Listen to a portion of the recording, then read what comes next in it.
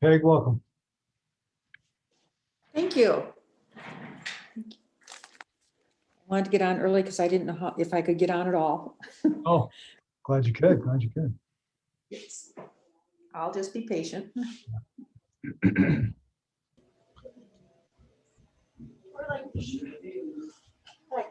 I just want a baby so that I can eat all their food.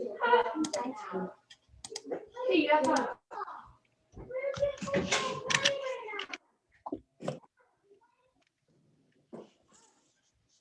Is that Chad with us? I'm here. Hey, Chad, how are you? Good, you?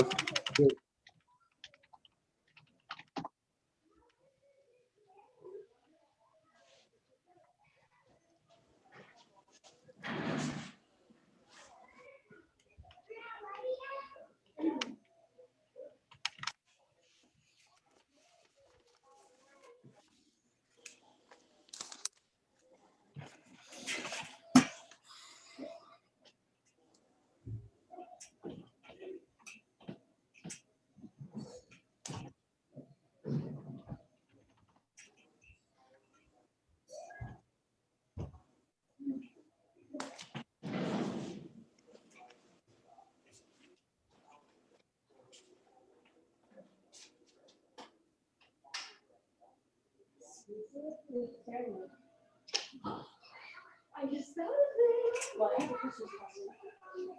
I have a Christmas present. You do? Yeah, but you can't talk about it. I don't want to give any of you guys this hat school because oh.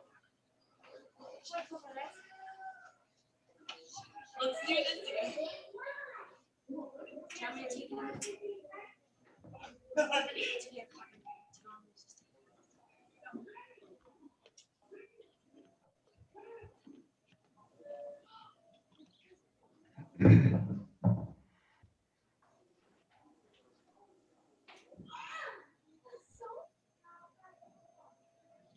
Put it on me right now.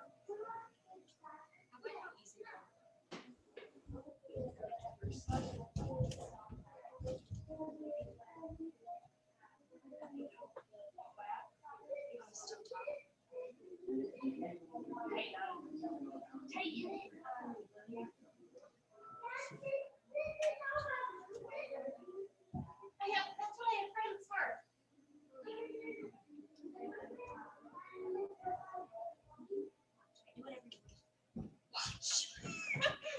Yeah, when you have like 17 different races. Love it. When you have 17. You don't want cow run? That's adorable. And I did. And I did it.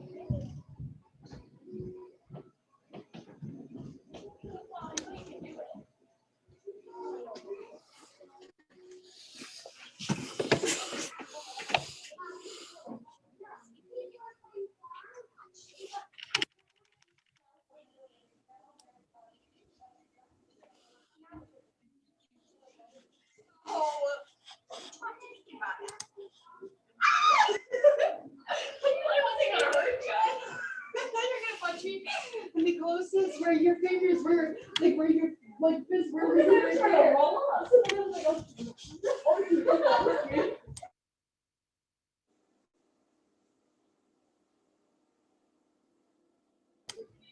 My apologies. I have a lot of kids in the house.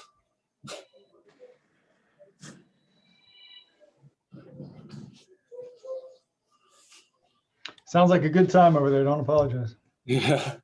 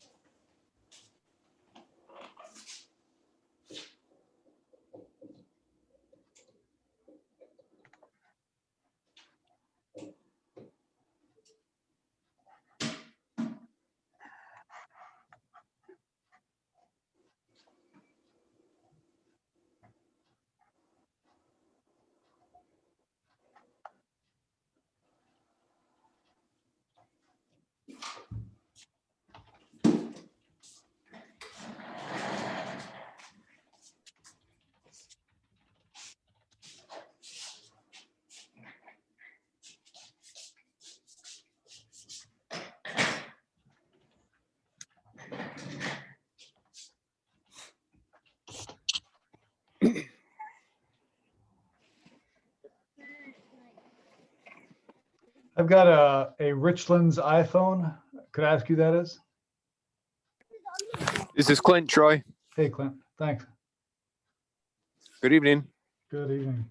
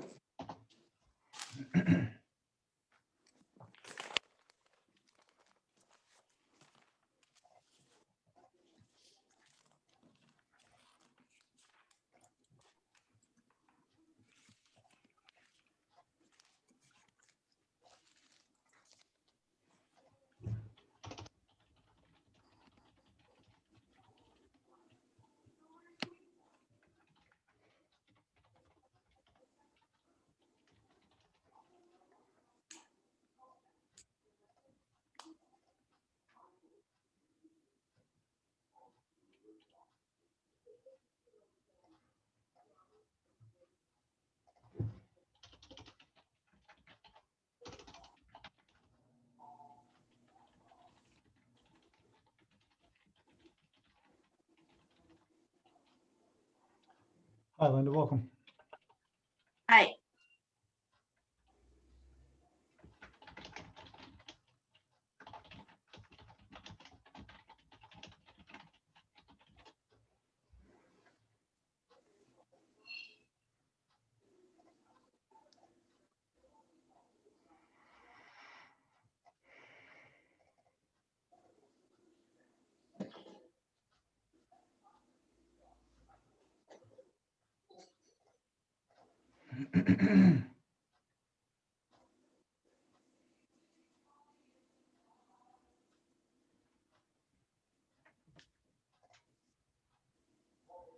Hi, Steve.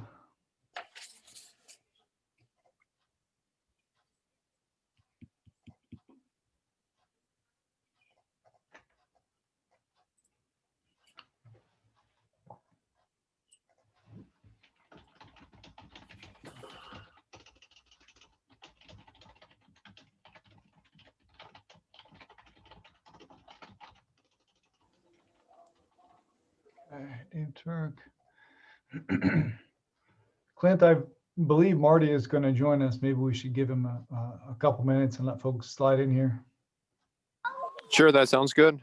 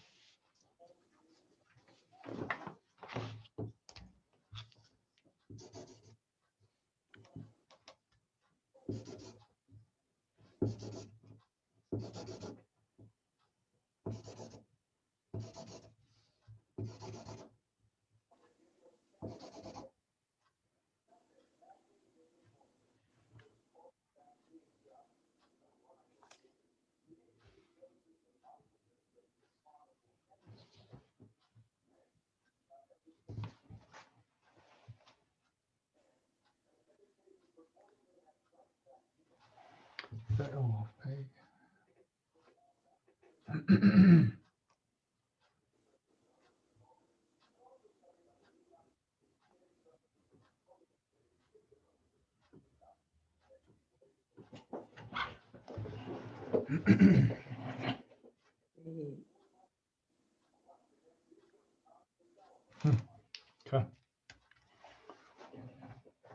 Folks, we'll give a few more minutes here for folks to drop in.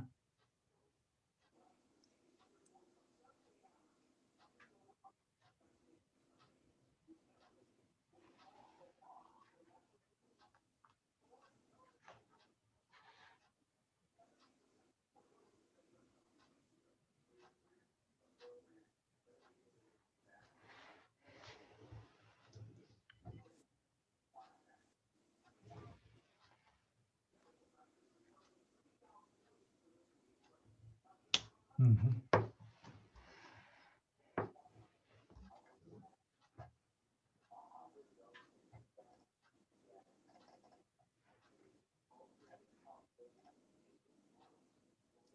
There's Marty.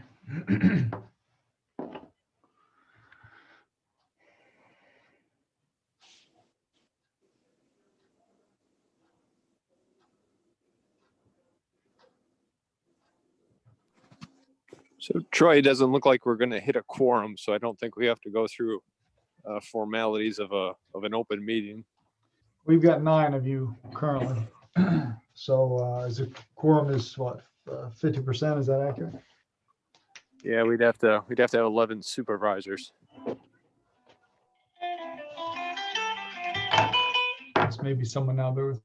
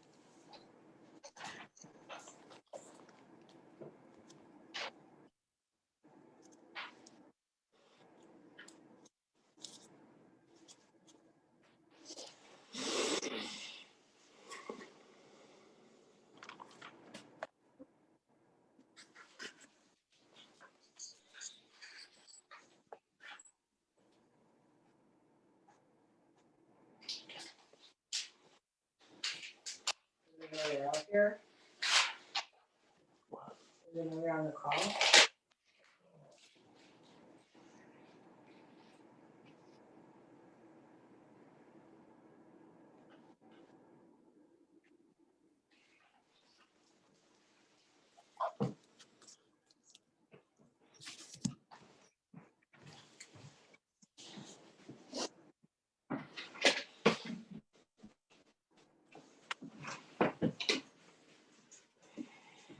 What are we waiting for? Yeah, I've got Lee on the phone. He's trying to log in. He'll be just a moment, I believe. And it looks like Sean and Marty joined us.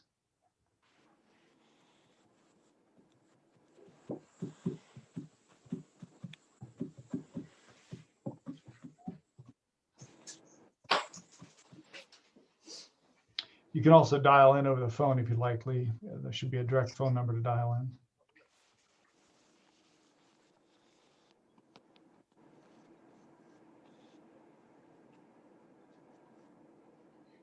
The joys of Hmm? the joys of Zoom.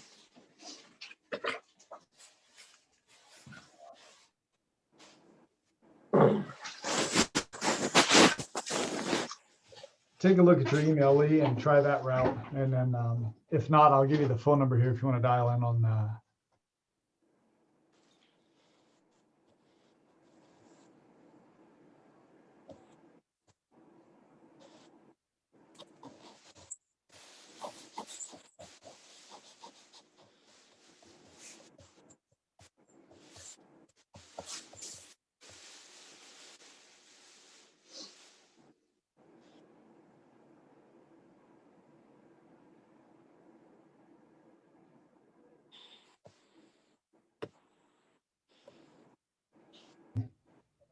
Yep, thank you.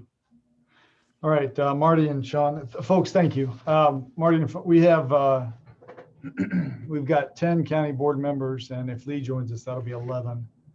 And I believe he'll either call on the phone here or manage his way to get into Zoom. So that would put you at 11 of 20, of 11 of 21. Getting you a quorum, Marty. Good, thank you. Are we ready to proceed? I believe we can, yes. Well, I'll call the meeting to order then. Our first strategic planning meeting. First of how many was it? 4? Yes, sir. Okay. And I'll turn it over to Troy Maggie of Southwest Regional Planning. Yeah, well, welcome, folks, and thanks for your time and your patience here over the last 8 minutes. We'll hopefully work the bugs out and be able to roll through this pretty quickly. As Marty said, this is the first of 4 meetings looking to create a strategic plan for the Richland County Board, Richland County government. It's part of a larger project that we've been working on around the county, and we're fortunate to be able to help you all and work through this, and appreciate you thinking of us. I'm going to toggle back and forth between sharing slides and not, because I like to walk the balance of generally seeing faces or seeing black squares. Let's see here now. Steve, can you see my screen? Steve Carroll or whomever, you got it, right? Yes. Okay. So I'll toggle back and forth a spell. I know you probably can't, can you? First of 4 meetings, today being the 27th, we're going to focus on mission and vision. We're going to dial into core values of the county and who you are as county board members.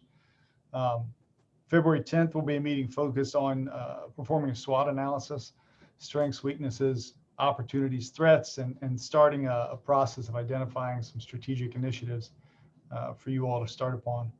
February 24th is going to be the goal and the strategy development.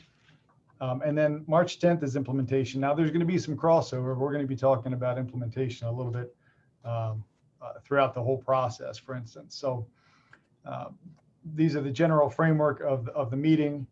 March 16th, that's 6 days for me to turn this around, but March 16th at your county board meeting, I'm hoping to have some preliminary summary findings with a plan for you to adopt on April 20th. That's our timeline.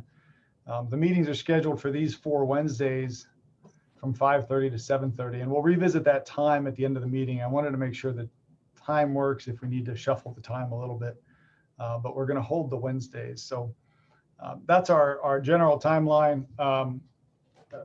As for me, I'm Troy Maggie. I'm the executive director of the Southwestern Wisconsin Regional Planning Commission. I've been in front of your board a couple of times. That's my cell phone and office and email. Hopefully you have received that in your mail, and you can get a hold of me really anytime at either of those numbers. Also, I'm going to stick around a little bit after we end the meeting tonight. So I'll be the last guy off Zoom. If there's anything you want to kick around or final thoughts, or if something comes up between meetings and you'd like to chat, give me a call anytime. I welcome that. So like I said, today's focus is mission and vision. We're going to really look at briefly the strategic planning, the overview of strategic planning, mission, core purpose of the county. We're going to go through some stakeholder identification, both the folks that are here and the folks you may not necessarily think of in your day-to-day work. Core values, who you are as county board members and what you bring to your work here. And then we're going to develop a vision. And there will be homework. In between each meeting, as you did before this meeting, you're going to receive some information. The hopes being that you'll have time to look at it, think through it, and prep for the next meeting. I thank those of you who were in touch with me and did that already. I appreciate that. I want to briefly pause on, I'll sort this out next time. Your role, county board supervisors, you're here representing wearing a couple different hats, as they say. The first would be, of course, your county board supervisors. You're the elected legislative branch of county government. You're also members of various committees, departmental committees. So we don't have engaged in the process at this point in time, the department heads. So what we would ask of all of you is to come to the meeting as representing the departments that you serve as committee members. So things that you know going on in the committees, issues, opportunities, and so forth. So come to the meeting as committee members. Of course, you're residents, all of you, and some or all of you are customers of the county. So we ask you to think about the strategic planning in those kind of four frames, those four roles that you'll be participating in. And then the last thing I wanted to pause on is just some general expectations. Thank you for coming. I know you all have lots of meetings, to say nothing of your personal life. So I ask you to show up, and you're doing that, and I very much appreciate that. We're going to make good use of your time. Show respect. I think this hopefully goes without saying. I've seen you operate in your county board members and in your county board meetings and admire how they're run. But always a reminder, we don't know what's going to come out, who has what kind of vision or thoughts about the project. So we always show respect for whatever is brought here to the table as ideas. Contribute. I'd love to hear from everybody on the horn out there. And if you maybe not quite comfortable speaking up, give me a call, shoot me an email. We'll set something up. Stick around after this meeting if you'd like to kick some thoughts around. But you're all elected by your peers for a reason, and I think that's important. So we do hope you contribute. And then commit to the process. There's going to be something that's actionable that comes out of this. And so I ask you to commit to moving forward and implementing what we come up with. So I want to pause there briefly and ask of you all, are there expectations you have of me going into this? Anything that I should know or be aware of?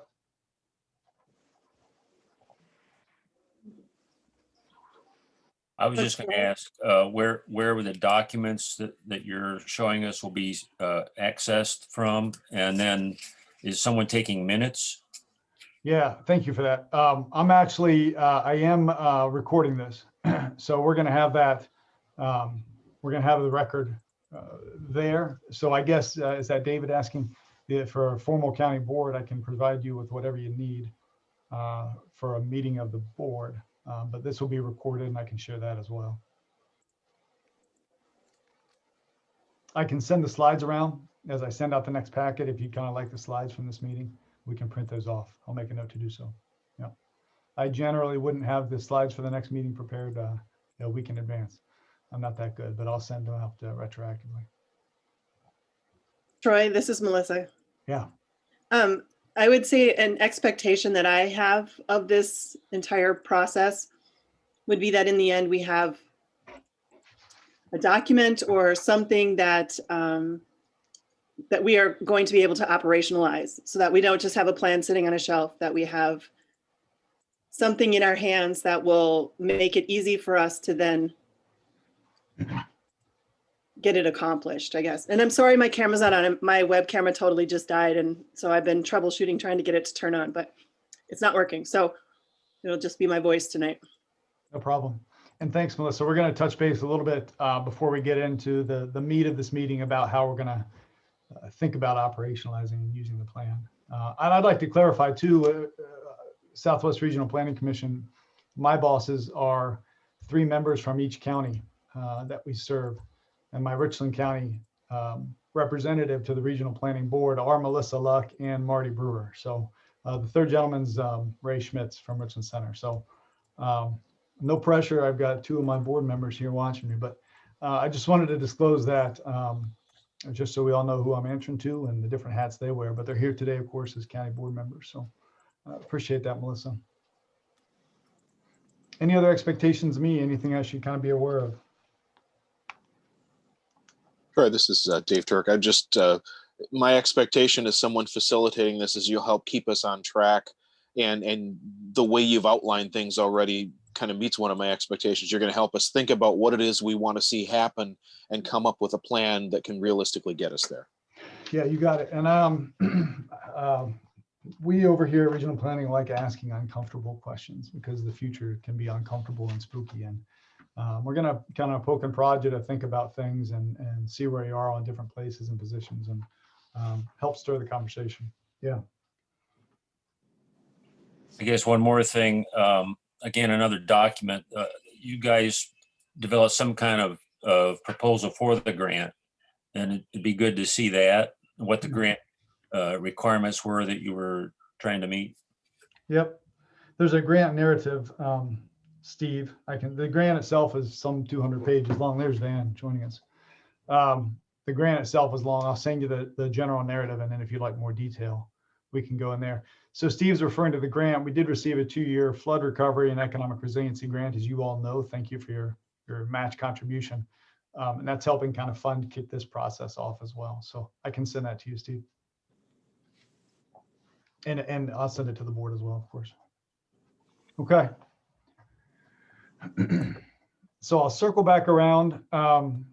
We talked about expectations. I want to pause briefly on planning, and some of this will not be new to you. Some of it perhaps will be, but I wanted to get you thinking or make you aware at any rate of regional planning's approach to planning, and particularly strategic planning. Oh, don't be doggone, it's still, there we go. Now, do you see the expectation slide? Yeah, right on. Okay, good. The double monitor kind of still throws me off on Zoom, so thanks. There's a couple of quotes that I like that summarize planning. One you may have heard is Dwight Eisenhower, and he said that plans are worthless, but planning is everything. And now this is a guy who knows a little bit about this, right? The essence of this quote is that we're not going to sit here and I'm not going to tell you that we know everything about the future, and we're not going to come up with a plan that absolutely reduces risk and uncertainty into the future. It can't possibly be done. The conversation about the future, the thinking of strategies, the identifying our culture, the creating a vision, understanding our mission, that is really core to being able to be resilient, to be responsive and act quickly. And so that's the essence of planning itself. The process can be more effective sometimes than the plan. The other quote I really like is from the great philosopher of our day, Mike Tyson. He says, everyone has a plan until they get punched in the mouth.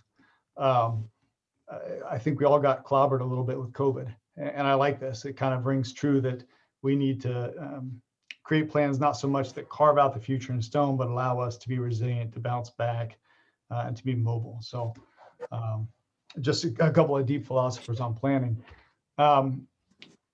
In particular, strategic planning. Now, I think Steve and others have asked about the relationship between a strategic plan and a comprehensive plan. I can circle back around to that if you like, but I want to focus on strategic planning. And it's really focused on positioning the organization, in this case, the county, positioning the county to achieve sustainably superior performance. So it looks at a couple of things as we work to position the county into what comes in the future. We're going to talk about the things that we do. What does the county do?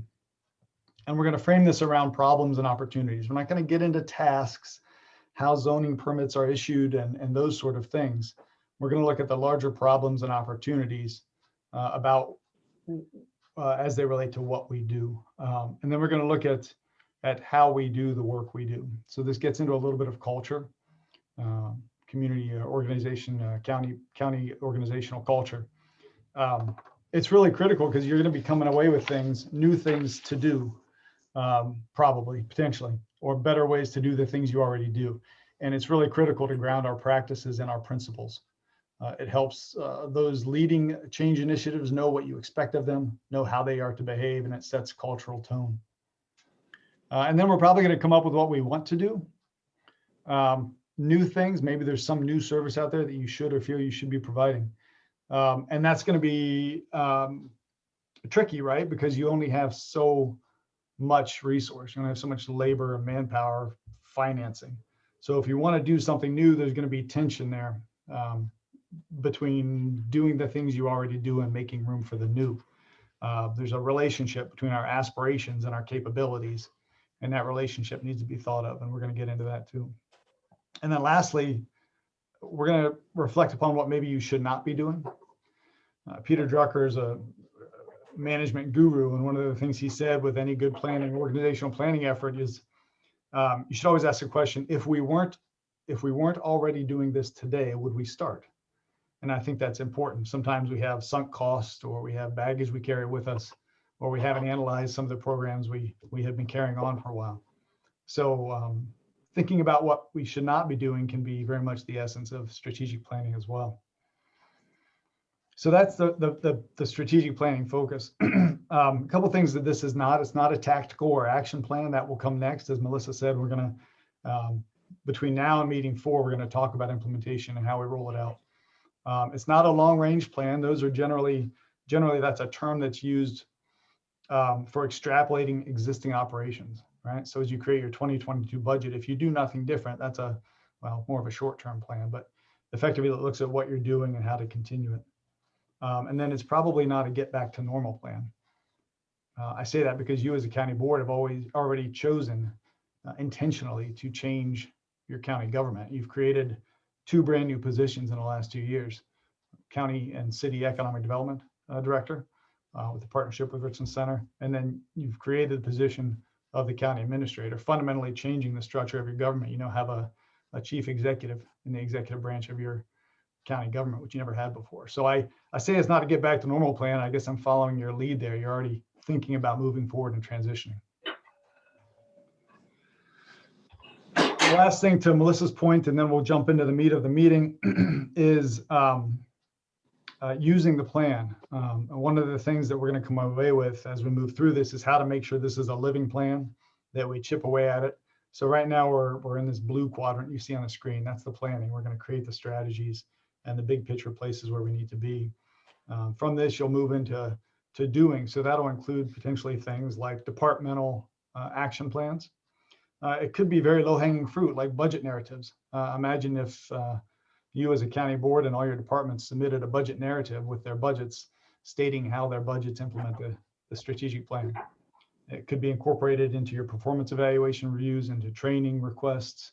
So there's different ways you'll be able to operationalize the plan, from creating new initiatives to day-to-day operations. And then what we'd like to do, we'd be very honored and pleased if regional planning could serve as kind of a facilitator into the future. Maybe every 6 months we come up there with some kind of a working team and this study act piece. And we take a look at what performance has been, what success has been made, what you've implemented and how it's worked. And then we think about if we want to continue doing it, right? So the plan, do, study, act, that act piece is going to include adopt or abandon or adapt, right? So something's working, you have a new initiative and you're going to adopt it. That's a new practice for you. Maybe you find something that it works all right, but you need to adapt it or tweak it a little bit. Maybe you thought you had a great idea and you didn't, and that happens as well. So we abandon that thing and we move along. So anyhow, 6 and 12 months, I think we'd very much welcome working with you, even if it's facilitating a meeting moving forward, but we want to keep this thing alive. So that's kind of the background of the strategic planning. Any questions on what we're about here or how we want to proceed? Something sounded crazy, something sounded right on. Anything you'd like me to know before we jump into kind of the meat of the meeting?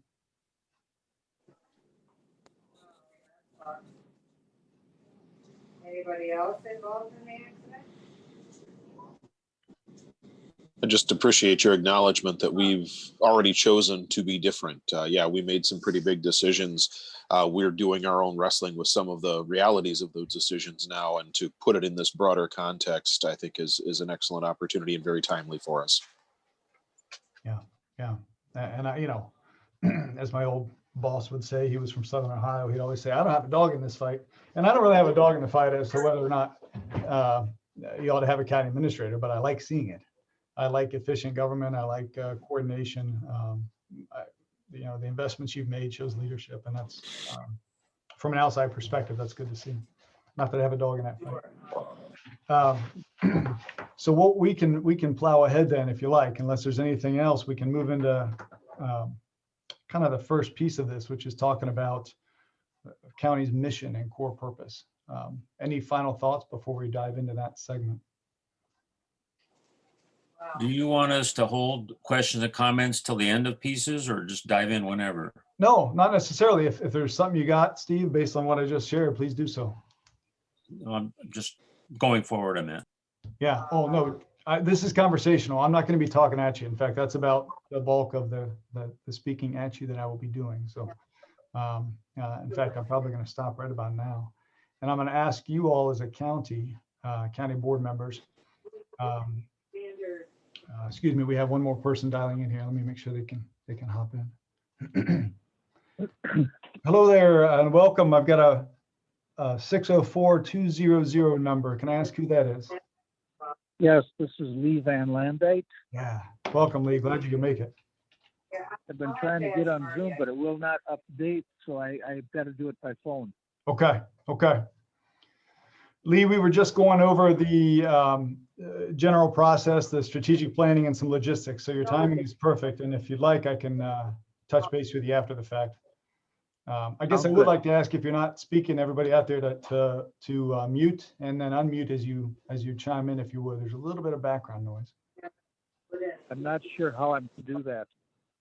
I think you're okay. It's pretty quiet on your end there, Lee. Okay. Maybe I need to do it on my end. I think just muting your phone, Lee, would work, and then you can unmute like you would any other conversation. And maybe if you would as well, Mr. Burr. So what I want to I don't know how to mute Okay. Zoom. Well, we'll plow through. Sorry. That's okay. I don't know how to do it. I've had experience where I mute somebody and it doesn't let me unmute them, so I'm hesitant to do so. I don't want to mute my board. Yeah, go ahead. Mute me. Here's where I want to start is mission and core purpose, and that's what I'd like to ask you all to start commenting on. What would you say? And I'm going to be taking notes, and then before we move on to the next section, I'm going to make sure that I've captured it all accurately. What would you all say is the mission of the Richland County Board, Richland County government? What do you see as being your primary purpose, your core purpose? General thought, a core purpose or mission is the very essence of your being. It's a fundamental reason for being, and it generally cannot be fulfilled. You'll never stop delivering whatever it is. You'll never stop needing to be county board. So what would you say your core purpose, your mission is, if you will? Would you say it's something like our core purpose is to provide services to the, services being a very broad term, but providing services to the residents and citizens of Richland County? I mean, obviously it's more than that, but I think that's a beginning. I was kind of thinking that too, Melissa, but then I was also thinking, we really pick and choose the services we provide. There's certain ones where we provide them and others where we don't. And we're taking everyone's money and then we're, hopefully providing a good set of services that are needed. Some are optional and some aren't. So. Troy, this is Clint. Can I interject and just throw up a slide to kind of show a visual of kind of how I see things? Yes, sir. Let me. I think I can do a share screen here. Yeah, you can. You should be able to now. Post disabled. I think it's enabled now. Okay. So this is a graphic that's kind of stolen from a lesson that I had in general government with Penn State University. And it kind of broke down the very fundamentals of government as being kind of policing and having a justice system established for your community. Certainly having those things keeps us safe from hurting each other, and it allows for commerce because we all have to operate on the same rules. And then taxation is certainly a part of it as well, as we need to fund government. And the other part of essential parts of government then is protection from outside invasions, outside interests and infrastructure. So those are kind of the three bits of it. And then the other part that I've kind of inserted into it is the growing kind of service for health. So in how I kind of view government, I view government in meeting those four pillars of function of policing and justice, protection, health, and then taxation as a way to fund it. And then kind of trying to line up then where our departments kind of fit in fulfilling multiple roles, or perhaps specializing in one type of a role. So that's kind of my first thoughts on it, Troy. The second part is when I think mission statement, I automatically go back to a military mindset of a mission statement, of course, addresses the 5 W's of who, what, when, why, and how. And so that's my thoughts, Troy. Yeah. I kind of like that little graphic kind of helps give you a better mental map of how things connect, but I would further add that the services, yeah, there, we have a little bit of latitude, but in general, it's based on state statutes. We're an organ of the state. And so in that sense, we're kind of limited in what we can and can't do.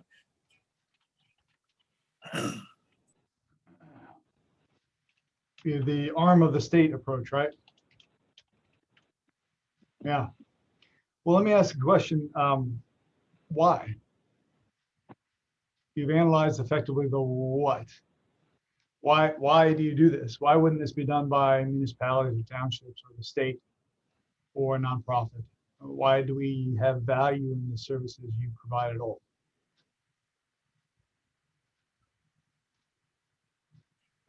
I think part of it's a function of scale. I mean, where it's a large enough region or large enough pool of resources to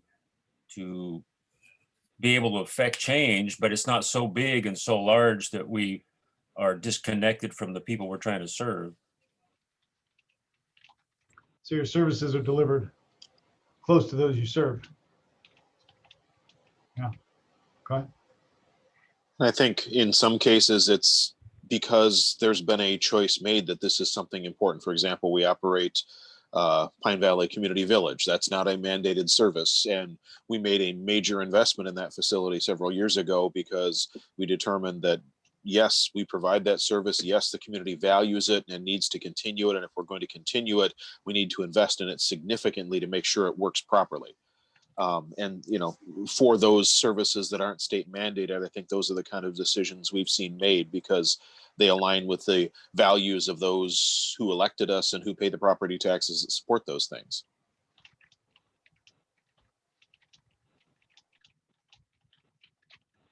I like that. They align with the values of those who elected you. Okay.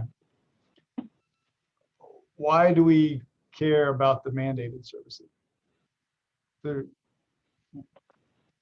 And if this gets obnoxious, it's meant to be. It's called the 5 whys, so we're about 3 down. Why do we offer those? Why do you manage property records? Why do you have law enforcement? Right? Why are these services mandated by the county?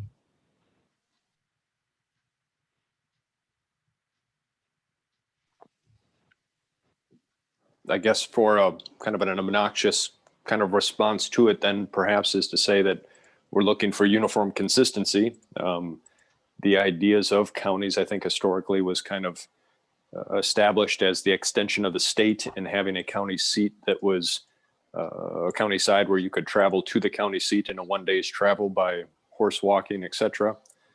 And then two, in my perspective on it, it stems back to the primary pillars of having a government is to have a seat of justice, to have a county courthouse that can be traveled to, of having a sheriff that's upholding a regional land for law enforcement, and all those things. Because while it sounds obnoxious, experiences that I've had abroad and say like in Iraq that was in a transition phase and didn't really have established government or governance. There's a lot of things that we take for granted when you don't have those types of things in place. If you don't have a safe environment, it's very hard to make a school system work when you're taking law enforcement for granted, or you're taking even not having a taxation base in to gather revenues for providing services. So that's how I feel. Yeah, sure beats anarchy to have a county government. I think Steve, that's the mission statement. Richland County, because it beats anarchy. I think we're going to go with that. That's good. Well, let's make our goals easily achievable. There we go. There we go. Right. The low hanging fruit approach. So I like that, Clint. I like the uniform consistency. That's kind of the equality piece that we hope for in the democracy. Providing a secure place, an equal footing for opportunity. I think it was Steve who sent me an email to that effect, talking about the role of the county is to enable the population, empower the population, enable the population.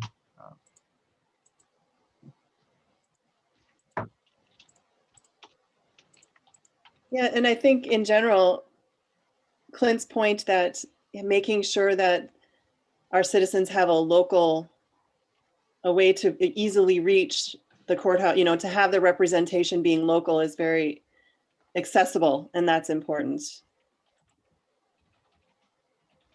Good. Local and accessible representation. That could lead to some good strategies around communication. Why were counties initially formed? Who's the historian out there? And why were they initially created, and how have they changed, and does that matter today?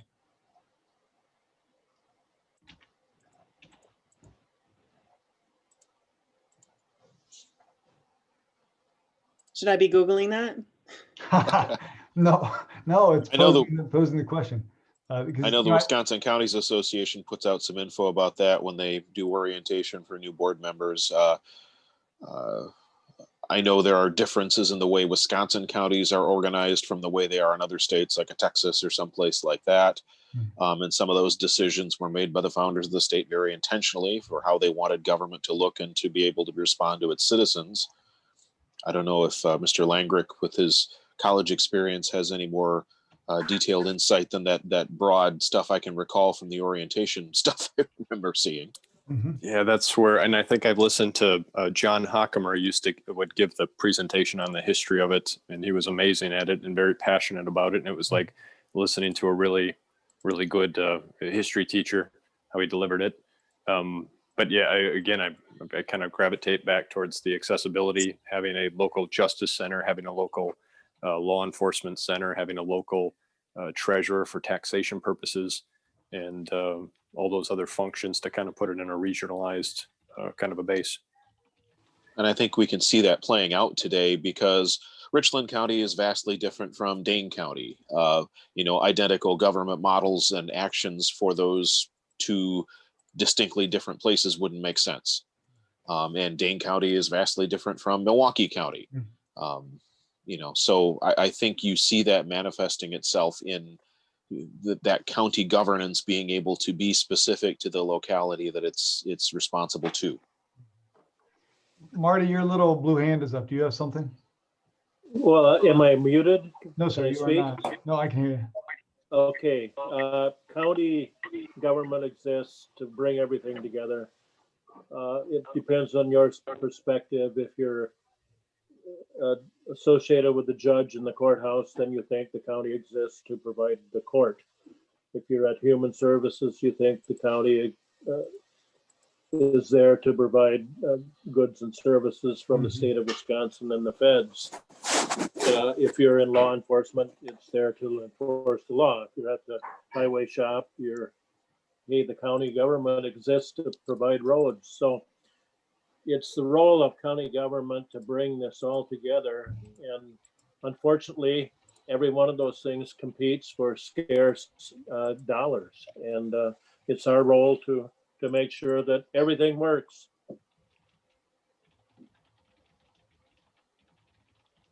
One of you said something that I really like. So I'm from Ohio, born and raised outside of Columbus. Each county in Columbus, Ohio has three, we don't call them supervisors, we call them chair people. So Franklin County, the seat of Columbus, Ohio, millions upon millions, they have three full-time elected county board chair people, I believe is what they're called.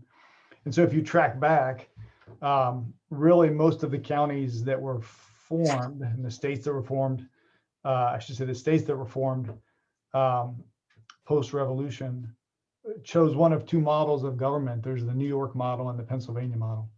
The New York model is what you would see in Ohio with about 3 to 5 county chair people or board members. And then the Pennsylvania model is what you have here, ranging from 20 to 30 volunteer, very local representative bodies, unpaid. I don't think you guys are bringing in piles and piles of money for joining us tonight, right? So I think that's interesting. What you all said is the structure of government reflects values somewhere along the lines, and you can think of Pennsylvania and the Quaker heritage there. And while they might appreciate a more liberal, meaning scattered about, as opposed to centralized form of government. And that's what you all adopted here. And much more representation closer to the ground as opposed to the 3 people that I would have to get a hold of back in Ohio. That local representation.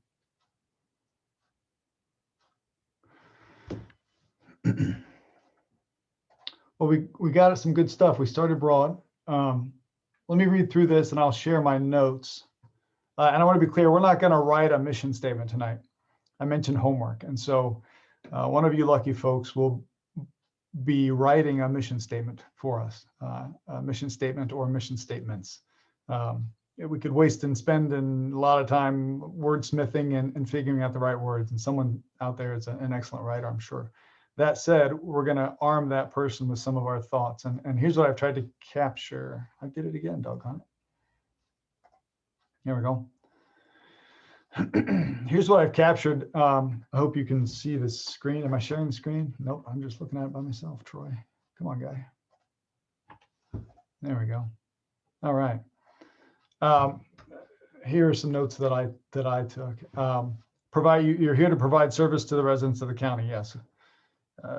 Clint's, I don't know if a Venn diagram, does that have four nodes? I don't know if that's the right term or not, but police and justice, taxation, health, and protection. Then, of course, you're the arm of the state. That's absolutely true. The state passes the laws and you get to implement them. Then we get into some of the deeper stuff. You're delivering the service close to the people you serve. Local government is relative, right? The regional planning is really more local to you than state of Wisconsin government, right? But not as local as county board. And I like that. The services are being delivered very close to the people. And so what does that mean? Down here, it's local. There's local and there's accessible representation. You can be in touch with the people so that, where was that one about mandated services? Non-mandated services, you invest in those because they are the services you value and they align with the values of those you elected.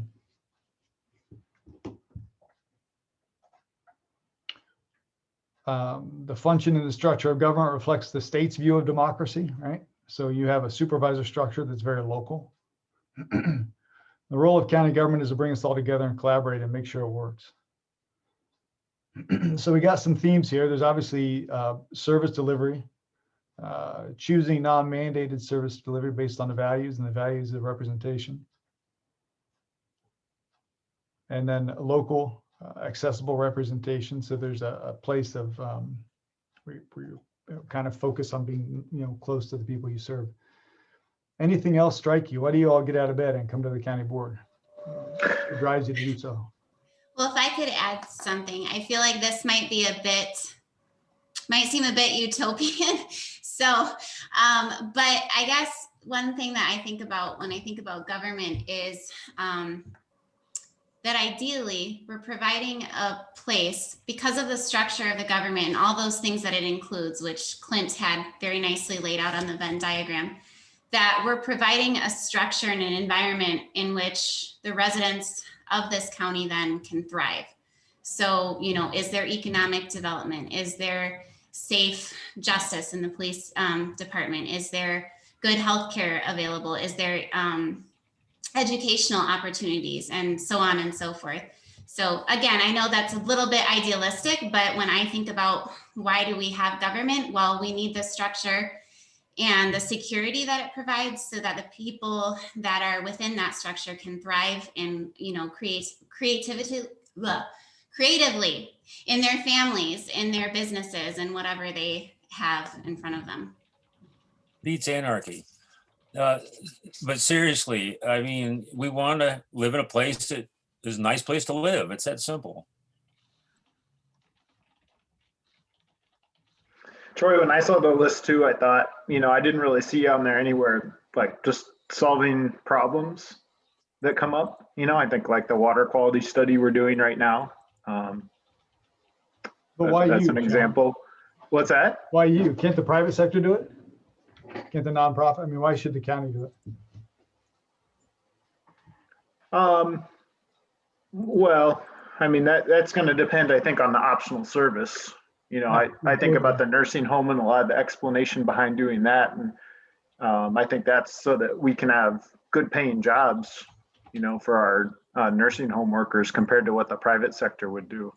But yeah, I'm not sure exactly on the water quality thing. Sometimes I think it's maybe that no one else is going to do it. But I also think about like how I think it's a good thing to have county government represent some of our best ideals, or, you know, bring together some of the best of Richland County, like being, you know, efficient with spending those pooled resources. I think a lot of residents want to see that, you know. I'm not sure what other values there are, but there's along that ideal track that Ingrid was mentioning, you know, how can we represent what's best about our county's residents in Richland County government? Like, how can we be leaders in bringing out those best values that people have, whether it's volunteerism or just making sure people are healthy or whatever it is. But that's sort of a big picture thing. When I looked at that list, I didn't really see on there either. Mm-hmm. Yeah, no, I like it. And I like the idealism. I'm generally a fatalist with a lot of hope. So I'm kind of schizophrenic. I like the idealism. I think we need more than that. I got a question.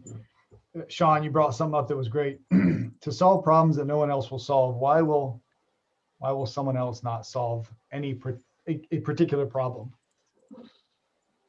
Well, say you don't want to upset anyone. You know, say with the water quality study, well, we don't want to upset any I don't know, farmer or septic system owner or municipality that runs a wastewater treatment facility. You know, you might not want to ruffle any feathers, but you might say, well, the county really also has to look out for those residents with their drinking water to make sure it's safe, you know? So, I mean, I think sometimes it just the county sometimes is in the best position to take a leadership role with problems that other people won't take on or do on their own individually. Like this idea that we should be collectively acting. You know, I think Marty said bringing people together. I think he was the one who said that. And the county is really an opportunity to do that, to come together and have some of those difficult conversations, I think, to solve some of those challenges. Sort of to be an objective arbiter of issues. Because if you've got a groundwater issue in Eagletown, I mean, Henrietta is going to pay for it as part of their taxes potentially, and so it's a no one is, you know, as opposed to someone funding a private consultant or something, and you get into, you know, concerns. John Adams always said that the perfect representative of a democracy is going to be someone who has virtuous disinterest, and he didn't mean that you're disinterested, meaning I don't care about the problem. It's that you don't have a vested interest, because you're serving all the people. And I like that. I like that idea of being an objective arbiter of certain problems. My question still is, yes, sir. The county can do things without a profit motive. Yeah, right on. We're not in it to make money. Yeah, the profit motive causes a lot of externalities, and someone's got to clean that mess up. And then I think that's where our collective has to step in. Yeah, it's wonderful as a motivator. The economy churns because of it. But yeah, there's externalities. I like that. I still haven't, I'm struggling to, why would you pick up any given problem? Whether it's groundwater or you just picked up the opportunity, excuse me. Jason Glassbrenner's out there in the ether of economic development, not a mandated service. Why would you pick up any particular issue to address as a county? The Pine Valley, you don't have to do that. If I can chime in again, I think it kind of government's role as it interacts with markets is if a market can't support a function, then you can subsidize it through government type actions, and you can gather tax revenues to provide a service. And then kind of along with that is if you have, say, one entrepreneur that is dominating the market, you don't have a fair market, then we have government that interacts to try to reestablish competition so that we do have a fair exchange of goods and services for currency. And some things are natural monopolies. And so either you take it on as a government role or you regulate it. Yeah. Yep. Water utilities, sewer and water utilities being a good example. May I Well, offer something? May I offer something too? This is Lee. As I see it, we as representatives of the entire county together are like a mother hen, and each of these issues is like a chick. And we kind of underneath us would take care of all of these situations that arise within our hen yard. Pick a term. Yeah, well, and does that go back, Lee, to the structure to, let's see here. Melissa, I believe, is in town of Eagle, down that way. Is she really gonna know what's going on up around Bloom and Henrietta? Yeah. I suspect not at Yeah. all. But That's why we as a group would take each of these issues, because what's going on in her corner of the county may very well be something else that other areas are experiencing the same problem, or maybe some variation of it. But I think we together would be able to approach this problem, like Marty said, as a nonprofit. I mean, we're looking at it from the point of view that we've been elected to represent the people, the people's health, the people's best interests, and I think that's kind of where we should be heading. Yeah. Okay. I like that. And I think, we got 72 counties in the state, and you've got 72 ways of doing business. And I think that's what we're trying to get at here. And we're hearing that. You all bring your local ideas, your local values and expertise and local issues to the county. And the fact that you're rural, you're going to plug into things that maybe in Waukesha they wouldn't do. Is it possible to imagine in Waukesha or Dane County, a county-run nursing home? Probably not. You've got money, you've got more people, you've got economies of scale, you've got private businesses that are going to operate there. So filling that void in rural may be even more important. Here's what I'd like to do in the essence of time. I want to read through these one more time and share what we heard and give you one more swipe at this. Let's see here. Oh, Troy boy, what are you doing, guy? All right, there we go. Nope, there we go. So you saw some of these: providing services to residents of the county, police, tax, justice, health, protection. You're the arm of the state. Some of the new stuff I've captured. Bring us all together. Let's see here. Create an ideally provide an environment in which the residents can thrive. There's good health care, there's good law enforcement, educational opportunities. They can, I can't remember what you said, Ingrid, something like they can thrive and creatively thrive in their lives. Economically, basically every sphere. Yeah.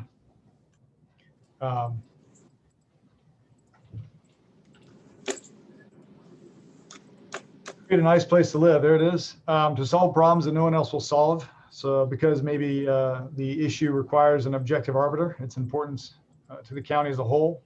You don't have a profit motive that may raise concerns of conflicts. The way the county interacts with markets is that if the market cannot support a function, that is, if there's no profit motive, then typically there's not a private sector looking to serve, right? And that's fine. That's how markets work. So the county can fill the void. The county represents our best ideals as you efficiently pool your resources to serve the county. I like this. You serve as leaders to inspire people to bring out the best in the local folks. I love that. Dispersed representative democratic model, which allows for kind of the local issues to gravitate towards the top. I think I kind of, maybe I put some of my own language in there, but what I heard is that you all will listen to your constituents and you bring issues up to the county. Anything else we want to capture there before we kind of move on down the road a little bit?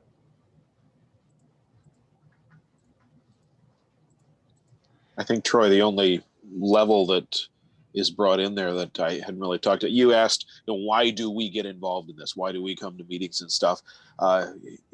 because we care about the place we live. We want it to be a good place to live, grow, and thrive. Want it to be a good place to be from. Was listening to some conversations at another associated meeting that the city is doing with their planning process. And the mayor was telling stories of a few people who stepped up to do things, and they were asking him, why did you do this? Well, because I'm from here. Yeah. And I think there is that aspect for us too. We're from here. We want this to be a good place. That's interesting. So in essence, the county board, county government can be a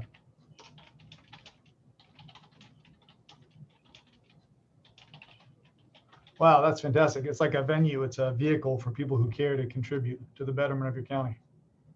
Is that right? Or did I just make that all up, David? No, I think that's an excellent summation of it. Yeah, right on. Well, I like the ideas. So Can I add one more? yes, sir. Yep. Not to make it sound patriarchal, but the idea of looking ahead, doing exactly what we're doing, thinking ahead of the moment, and kind of being kind of forward thinking. Yeah, I think that should definitely be its purpose. And that's what this process is all about. I like that we look backwards. I think the tension between the past and the future is hard. It's important to have that tension though, because if we don't look to the future, we're not going to be prepared, and the world's changing. And if we never look to the past, well, amnesia is a lonely condition, right? We don't know who we are as a people. So I think that's good. I like seeing that woven in there.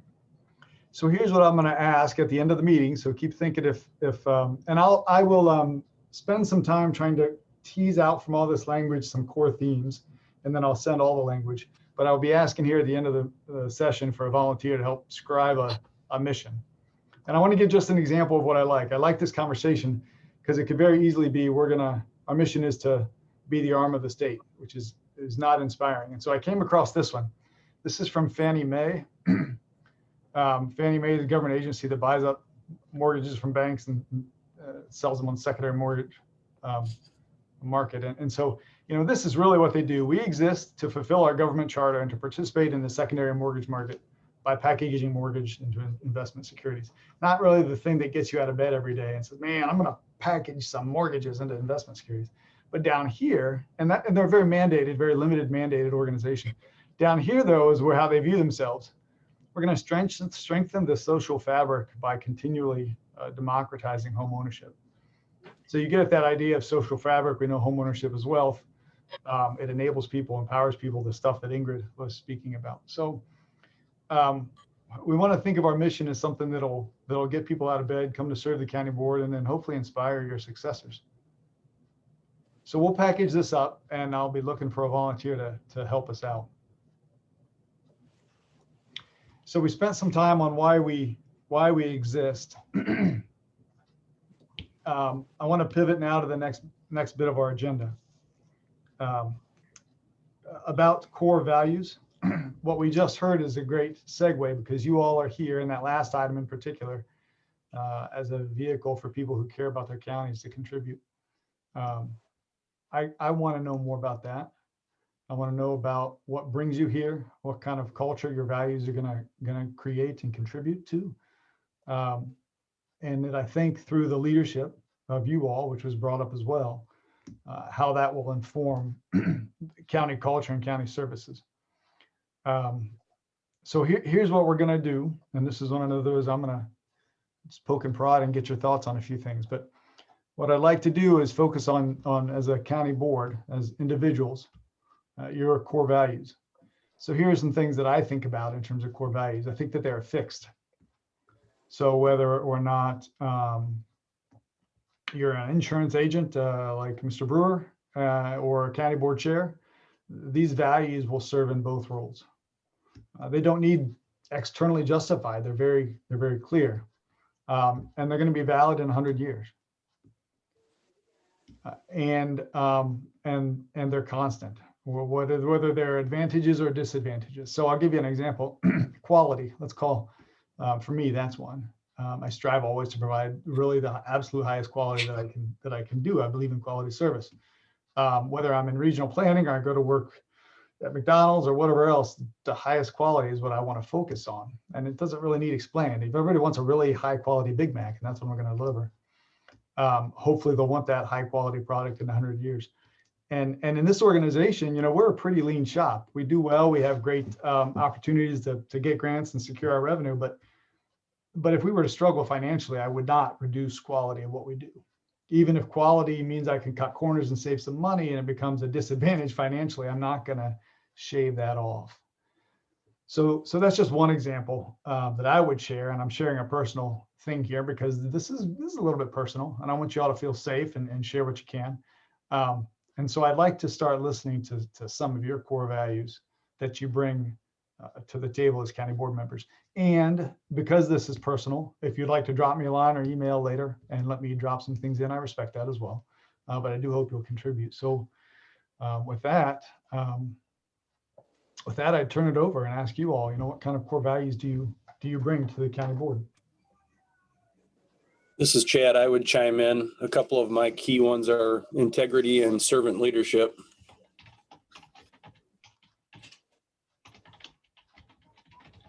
Tell me about integrity. Define that for me real quick, if you would, Chad. Give me just a second. I got my children at my pant leg here looking for a phone.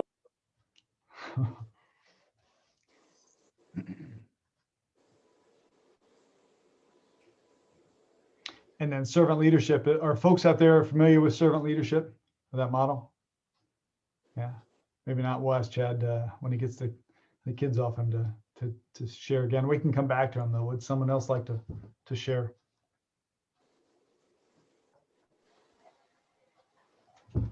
Mr. Marty Brewer, you have your hand up. Are you wanting to say something or did No, I can't take it down. I don't, Thank you, Ingrid. There you go, lower hand. getting tired. Thank you, Jared. It's getting tired. Good catch, Ingrid. Thanks. I think that the servant leadership is really why we're all here, isn't it? That we're looking at our responsibility as citizens and as leaders if pressed into that role. Okay, public service, I guess, is another way to express it. It's been around a long time. I look at it very much as we weren't elected to rule the county. We were elected to serve the county. Yes, absolutely. And this is Lee. I think the beauty of this group is the vast amount of experience each of us brings to this. We all come from different backgrounds, different professions, different job experiences. And I think together we can understand each element of life or the community that may, help us to come to a more vivid understanding as to what is needed and where we want to go. So it's experience then, Lee? Is that your Yes, basically it's the multitude of experiences that each of us brings. Having been in the service or I'm personally a retired teacher, and each of us have different educational backgrounds or different experience backgrounds, professional backgrounds. And I think all of these things contribute to the whole. And I think together we become a very strong team because of that. So not necessarily a long depth of experience in a thing, but I think you said the multitude of experiences that are represented here. Right. Kind of a breadth of experience that you bring. And I think that would help us then to make better decisions based on our cumulative experiences. We can all share our successes and maybe our failures, in the past, which may help direct us as to where we want to go in the future. When one of the things when the heck was it? Steve Carroll, or was it you? You talked about, looking forward. And I think that's what we're all about. I mean, the past is the past. We've got to learn from it. We're in the present. We've got a certain situation. Things are continually changing. And we need to be able to put together our experiences to come up with a solution. And I think that's exactly what you're trying to do. You know, where do we go? What best things can we do to help everyone in our community?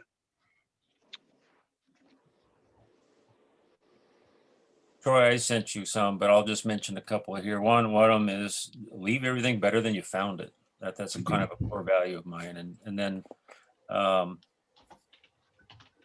the golden rule, but apply it to groups, not just as individuals. And those are just quick touchstones for whether something makes sense or not. How do you determine, Steve, if something is better than you left it? If we don't, if every motion is not unanimous across 21 county board members and you have some dissent? Well, that's the forever challenge that you're always trying to decide, but at least you try. Yeah. Yeah. All right. This is Melissa. So, I mean, for me, my core value with anything, including the county board, is always, you know, to pursue with honesty and being straightforward. Saying what I mean and mean what I say, kind of thing, is my real core value. What if someone yells at you and you're honest, Melissa? Are you still going to be honest? Well, funny you should mention that. That's happened. You know, I think So far, he's been honest.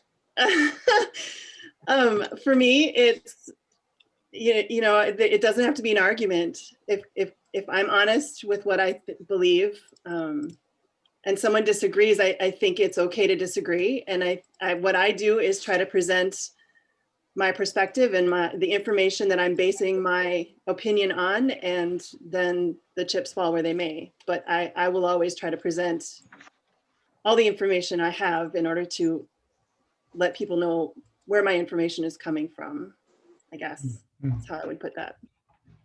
And another side of that, Melissa, would be transparency, then the modern term, transparency in government.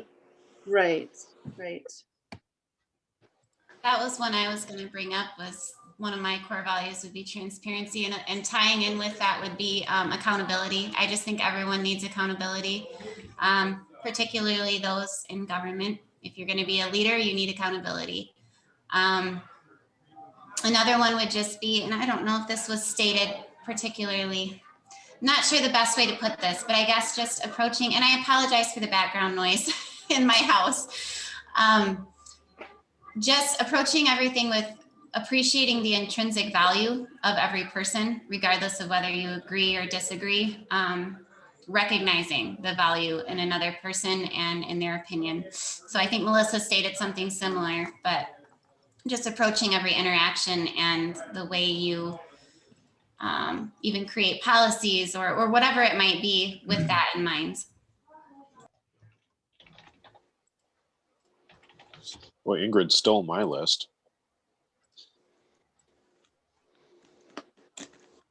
But I would wholeheartedly echo all the ones she said. Plus, I would, and just building on something she said, that whole idea of approaching things with an open mind. I think particularly in local government, there's a temptation sometimes for certain people to get involved because of a core issue or something they're in particular either angry about or excited about. But where we are charged with being the representatives of the whole of Richland County, we need to look at things from a broad perspective and not let our predetermined notions sometimes get in the way, and be open to changing our minds.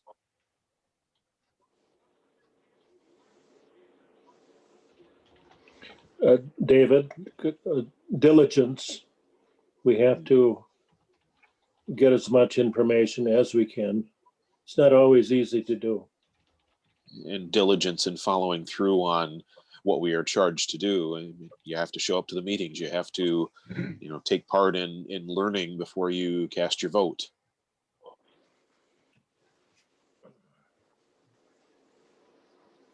May I interject something at this point? This is Lee. Yes, sir. I completely agree with what Dave just said. It all has to do with our ability to listen. I think too often people have a point of view and they are not willing to change. And I think it's up to each of us to realize what it is that we know that's truthful, but also realize that there might be other truths, that are out there that we need to also consider and maybe incorporate into our own truth to change. This life is all about change. I mean, it is, people want everything to stay the same. They can't. It's impossible. I'm one day older than I was yesterday. I don't like that, but I am. But anyways, we need to be truthful. We need to be open. It has to do with what Ingrid and, everybody else had said so far, but it's the ability to listen. I mean, too frequently people will not listen.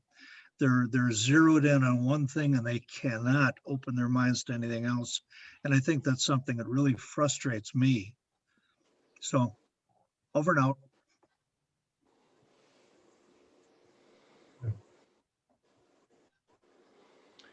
What else comes to mind? Why do people elect you?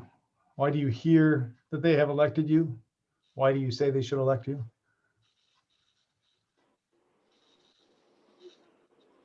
No one else wanted the job. Oh, sorry. Go ahead, Sean. You've been quiet. Go ahead first. And then I'm not sure if I can answer that question exactly because I wasn't really thinking about it too much, but the honesty one that Melissa mentioned, that's a big one for me. But then I think the flip side of that has to do with a lot of what people have been talking about here is just sensitivity. You learn so much when you do that listening and you figure out what the different positions of people are.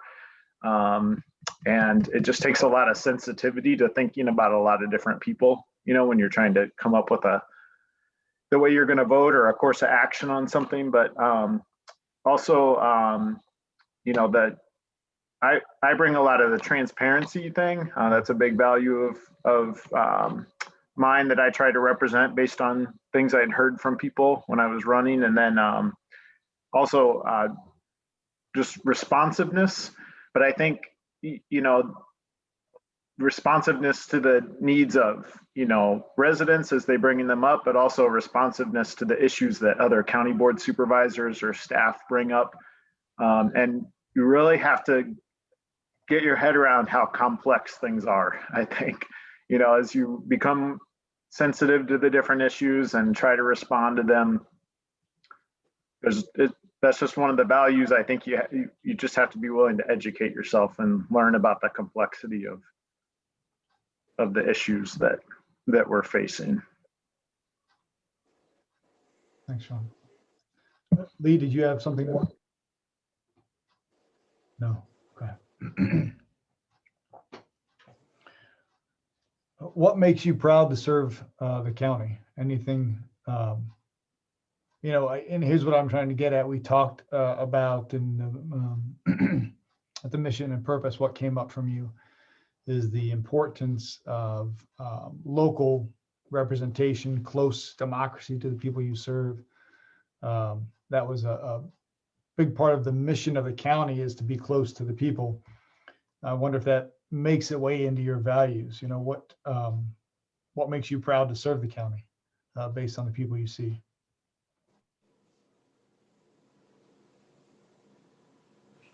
Once in a while, I get a thank you, once in a while. And that really means a lot when someone takes the time to tell you that, hey, I like what you've done and what you're thinking. Then there's the other 40 people that don't agree with it, but that's okay. If you get that one thank you, you're probably headed in the right direction.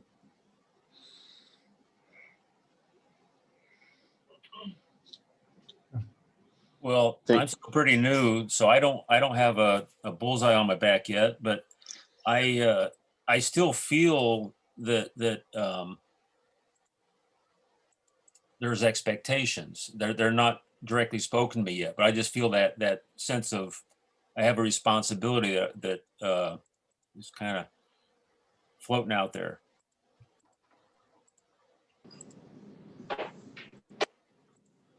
Let me share what I've heard.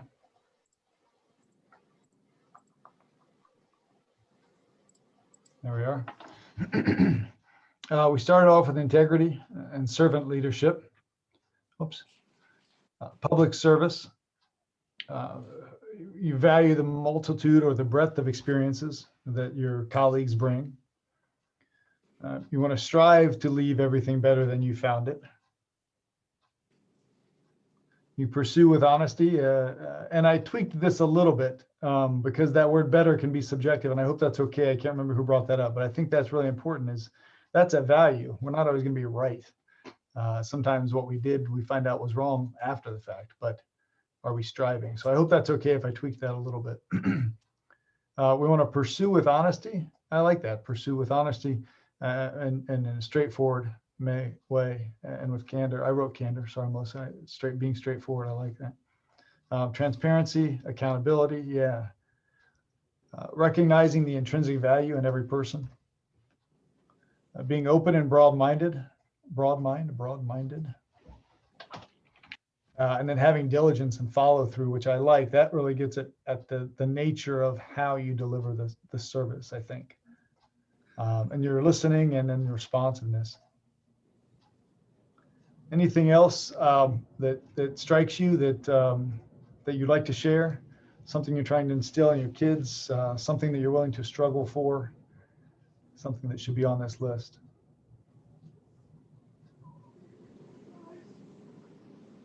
Well, I hope that all of the board members participating here enjoy what they're doing, and anything that you do, you've got to get joy out of it, not outright laughing and belly laughs, but you've got to know that it's worthwhile and that what you're doing is appreciated. And I really do appreciate everyone's participation here. Thanks a lot. Troy. Oh, sorry. Oh, I'm sorry. Go ahead, Ingrid. I guess as I was looking through that list and when you mentioned how do you deliver what we're trying to deliver, the word came to mind of perseverance. I just think of perseverance when you're getting through, especially in difficult situations and things like that, continuing to persevere and go for the goal. Yeah. And I like that. Yeah, I like that. And that's it's important. It's important in challenging times. I like too, Marty, that enjoy the work, and I'm almost tempted to put words in your mouth, and it sounds like for you a core value is appreciation. Not that you receive it, but perhaps that you give it and have it. And I've noticed that as from Marty, very gracious as a board member on my board. So I appreciate that. I think enjoying the work is really critical. We simply do better when we enjoy the work, I think. Yes. Clint, you had a thought, I believe. I do. It's I don't know if I can boil it down to one or two words, but it was a thought that came up when we had done like a very hodgepodge, quick under the gun attempt at our strategic planning just for this session. So in conversations that I had with supervisors, one point that kind of resonated was kind of the concept of a realistic perspective, or not becoming so kind of caught up in what we want the future to look like without, with losing perspective of where we're at right now, of truly kind of identifying what our community is, what our needs are, and building services around what we have to do, what we have today. Not losing sight of where we want to go and where we want the a thriving community and these more investments and more economic development, but to still retain that part of truly, a true unbiased perspective of what we have today. So I don't know if that can be boiled down into one or two words of value, but that was something that kind of has resonated with me from our strategic cycle that I went through with individual conversations with the supervisors. About clear-eyed pragmatism. What I was thinking, Clint, as you're talking, was relevance. I mean, it has to matter. And if it's not connected to reality, it's no longer relevant. This is Lee. As a retired high school teacher, I got into the profession because I thought that I was doing some good. I really enjoyed teaching. I enjoy children. I help out right now in Dowden School, and it's one-on-one, which is fantastic. But I've had the experience before. When I show up to class, sometimes I wonder when the heck I even went. But you do what you have to do. You get things going. You make the kids do what they're supposed to do. And this kind of gets back to what Marty was saying before, that each of us have chosen to do this job, and we may not know that people appreciate what we're doing. We may not see what the end result may be of what it is that we're trying to do. But I had a student that I could have dumped out of a third floor window easily, and he was just nothing but trouble. And he came back 15 years later and he says, "Mr. Van, I really like you. You were my favorite teacher." And I said, "Why?" And he said, "Because you made me do the work, because you made sense. And even though I gave you grief, you did your job, and I appreciate it." And so the seeds that we plant now, whether we be on the board or teachers or whatever we happen to be, parents, kids later on in their lives will appreciate what it is that you attempted to do in a rightful way, and the best that you knew how at the time. And I think that's what we're doing right now. That's we're looking to the future, and there's not much else we can do. And like I said earlier, with our experiences, we've got a lot of background among us, and it's varied and it's fantastic. And I think that's our strength.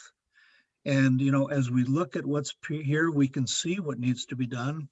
And tomorrow, what needs to be done is going to be a little bit different. And the day after that will be a little bit different. So the thing is to try and keep up with what's going on, and keep looking at the future, keep reassessing and realizing that whatever we do now in a couple of weeks may not be relevant anymore. So we need to be very flexible, I guess, in what it is we're willing to do. So that's it. Thank you. So I've added that to the list. I've added enjoying the work, perseverance, holding an unbiased view of today, and doing things of relevance. That's a good focal point.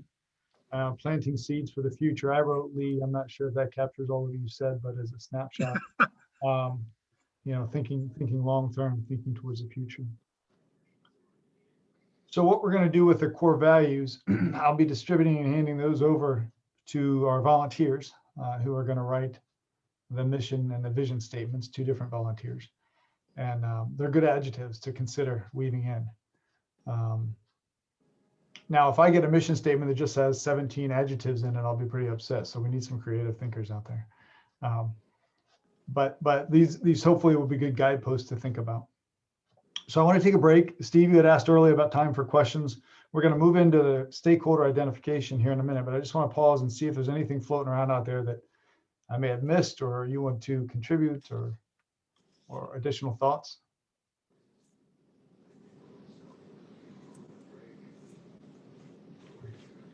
Good.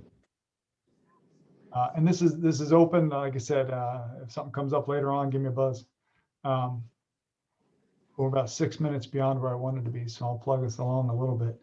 I mentioned my planner. I'm also a bit of a type A planner, so get this thing done. No. What I want to move into next, though, is really important. I think it builds on what we've done. We've talked about the mission, the core purpose, why you exist. And then we talked about values, which I think embody how you do that. I want to pivot and talk about who you serve in terms of stakeholders. And kind of gain insight. The term complexity of the things that you do can be complex. I would offer maybe too, the people that you serve are potentially broader than we think of on a day-to-day basis, or broader than what maybe comes to mind readily. So my question for you all is to just start offering me the names or types of stakeholders you have out there. Those you serve, customers, those you may serve. Who does that look like to you? And one way to think about this in terms of stakeholders is who needs or wants something from you, and from whom do you want or need something, right? That kind of relationship. It's a little transactional. It doesn't need to be so, but when we talk about services, that's one way to frame it. So this is Melissa. I mean, I would say the obvious is that we serve the citizens of Richland County, but then we also have the employees of Richland County that look to us for policy and guidance.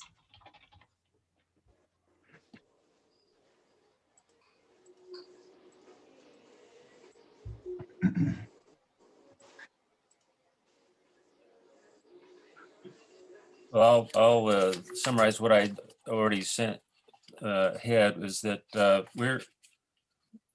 I think we need to recognize the future as a stakeholder, all of our descendants, all the people that don't have a voice right now. And again, that's part of planning ahead is that, yes, we need to be in the moment and recognize our immediate needs, but we also need to realize that things we do now affect the future. So our stakeholders are our descendants also.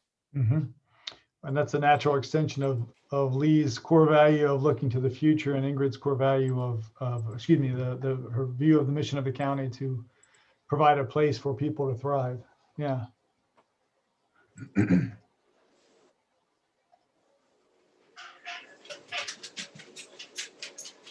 No, Troy, I'm not sure how much, other county board supervisors get contacted by constituents. I don't know that it's always a lot in county government. Sometimes it just comes up when there's something controversial, but I almost kind of think of one of my stakeholders as a representative is just people who are kind of disinterested, or people who I guess would have been like me before I got on the county board. Like I didn't know anything, and so I think really just have to think about, I try to think ahead sometimes to what people are, I might inform them that their taxes are going up because of some actions the county board took, but they're probably not going to care until they open the tax bill. They're probably not going to comment, so I almost have to kind of think about, that the sort of way that most of us, now we know a lot, being on the county, a lot more than we knew, I should say.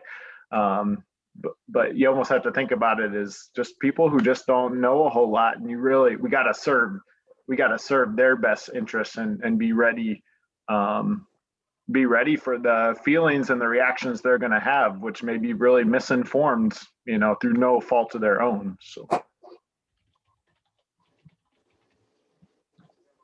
That's interesting. That's an interesting pivot. That will get a little bit more about how you provide the service.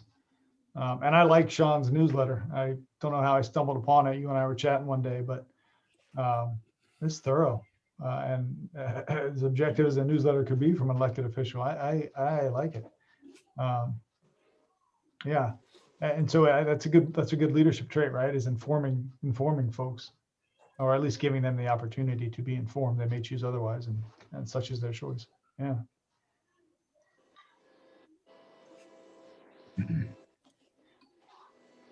So we've got employees, we got future residents, our descendants, if you will. And then we've got citizens, Melissa, which I kind of broke out into voters and residents, voters and taxpayers. Is that maybe or you just, maybe it's just the voters.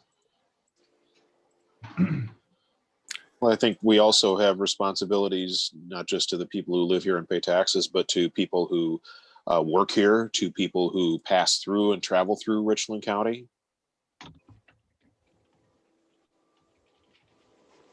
I've got a lot of second homeowners up in my district, so that comes up. They're not voters, they're not residents, but they definitely are impacted sometimes by what we do at the county. Well, they pay taxes, right? Yeah. Yeah, and I like that, Clint. I appreciate that, because if I ever get in a car wreck, I want to know that Darren Gudgeon's going to come get me with the jaws of life, even though I don't pay taxes, right? I like that idea that they're recognizing the travelers and the visitors as stakeholders. Jason and Kate from our office are working on a pretty big workforce effort, and it ties into tourism with Marty. And so I think that's important to think about as you think about who might be coming across the county and how you need to serve them. We'd have consideration as well, Troy, for our municipal partners, our school districts. our emergency response partners that we work with supporting mutual aid, fire districts, all of those folks. Mhm. All right, you guys are gonna roll your eyes, but I'm still gonna say it. I think we need to recognize there are lots of other parts of the county besides humans. The ecosystem is a stakeholder in what we do. And we need to recognize, not for its sake, but in our enlightened self-interest, it helps us if we are recognizing the needs of the whole ecosystem.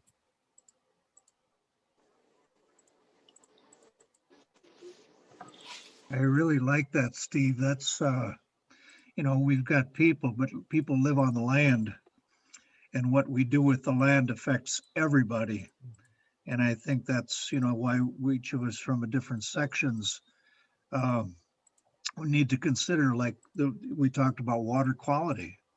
We've got the hills, we've got erosion, we've got, we've had several 100-year floods already. And each time it's affected a lot of different things. It's washed roads out, buildings have been destroyed, and, we've got to maintain our woods, our forests, our farmland, our animals. Mhm. A good part of our economy comes from hunters coming in for turkey and deer, and, they may live in the area, they might have friends and family that come back or whatever. So Steve, I think you're exactly right. Thank you. Mhm. Well, that could be looked at, Steve, as though the ecosystem is the end in itself or the means to the end. But either way, it's focusing. Back where I'm from in Ohio, there's the Maumee River, which runs across northwest Ohio and dumps out in Toledo, and it's effectively a drainage ditch. That whole area used to be a huge swamp. And there's huge ecosystem issues that impact the farmers there, but also the wildlife fishing. If you're a wildlife fisherman, that's the walleye capital. There you go, Lee.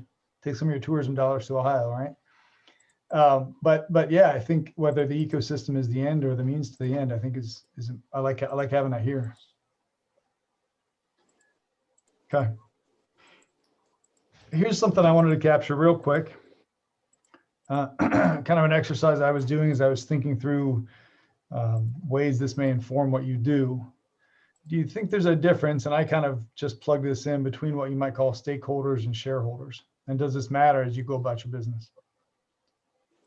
So I kind of did a quick and a dirty separation here. Shareholders being essentially voters and taxpayers, or stakeholders being employees who may or may not live there, commuters, your future residents, travelers through the county, partners in the districts and municipalities, ecosystems. Does that influence or inform in any way how you or your department heads may think about this work and operationalize this work? Well, yeah, I mean, the reality is that the services we try to provide are funded by taxes, and the taxes are coming from taxpayers and the voters, and so they elect us. So we have to recognize that as a real pressure. Whereas a lot of these other stakeholders, some of the things we mentioned, don't have that same kind of voice or impact on what we do. So that's one way to say you divided it. Mm-hmm. And I like your list here. I guess when I think of those two terms, I think of shareholders as having influence over the outcome. Stakeholders are impacted by the outcome. Yeah, right on. So you could put the shareholders as also stakeholders. Potentially. Mm-hmm. And there would be a section of shareholders as well of when we talked about other municipalities and things like that, but state and federal government who give us big chunks of money and expect us to perform certain things with it, and we're held accountable for how well we do that.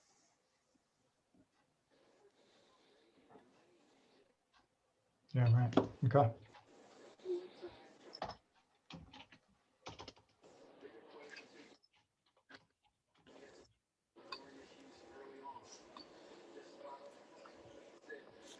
Okay.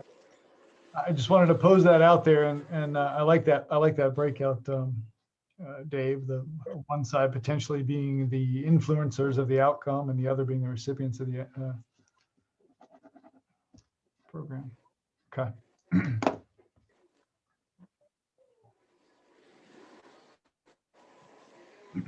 Okay, so we want to move along and hit the biggest portion here, which is the vision section. And this is where we really challenge you to think about the future.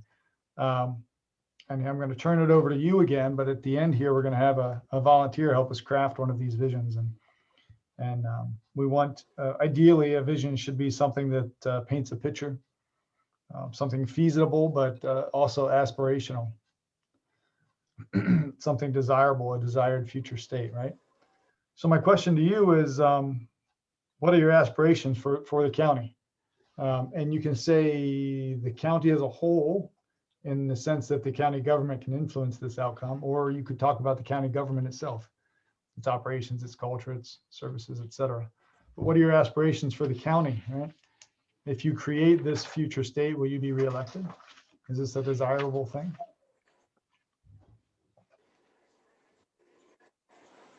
Well, it's difficult to separate the future of the county. It's difficult not to talk about economic growth and growth in population, growth in tax base, et cetera, et cetera. And the county board will owe any success that it has to those factors. I mean, right now we can manage what we've got and try to conserve in places that we already haven't. I mean, the last 10 years in county government have been rough. Trying to hang on to what you've got, continue providing the same goods and services with basically a frozen amount of money. And so for us, the main, at least in my perspective, the main focus has to be increasing that population, and whether we do that through increased amenities, increased. A lot of people, we've heard lately that a lot of people are looking towards the county as a way to escape from some of the turmoil that's going on nationally, and of course the COVID-19. So, gee, I hope that's right. I mean, hey, we welcome you. Come on in. But our problem is we don't have enough houses for people. We don't have any apartments for people. So all of those things will happen if we get more people.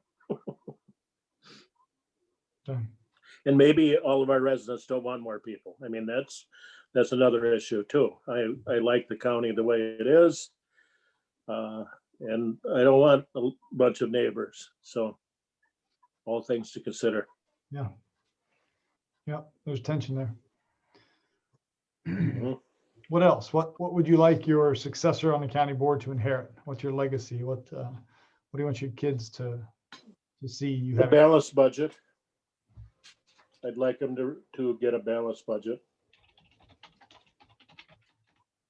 Okay.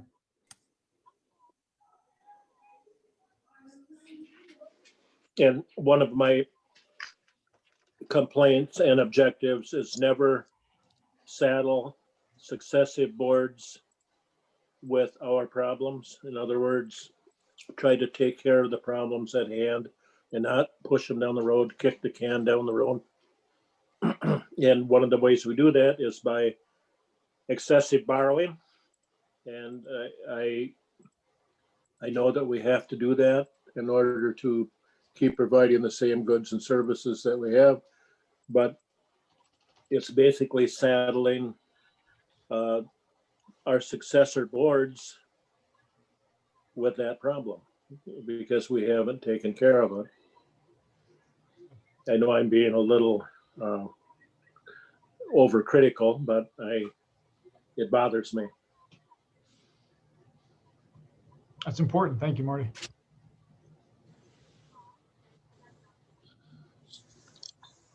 What I'd like to see to leave to a successor board member is a county that's in shape to address the bigger challenges that, you know, as Marty said, there have been certain things we've had to put off for years because we weren't able to address those challenges, but we are making some change. We are making incremental steps We built the new Pine Valley. We have now a county administrator. So we are making some larger changes. There are other big challenges to overcome, but we're taking steps to getting into a position to be able to successfully address those. And I think that's what I'd want to leave to a successor, is a county that's positioned to be able to overcome its challenges.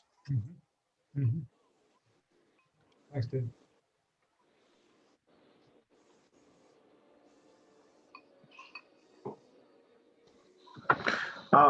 Troy, I'd say having clear roles,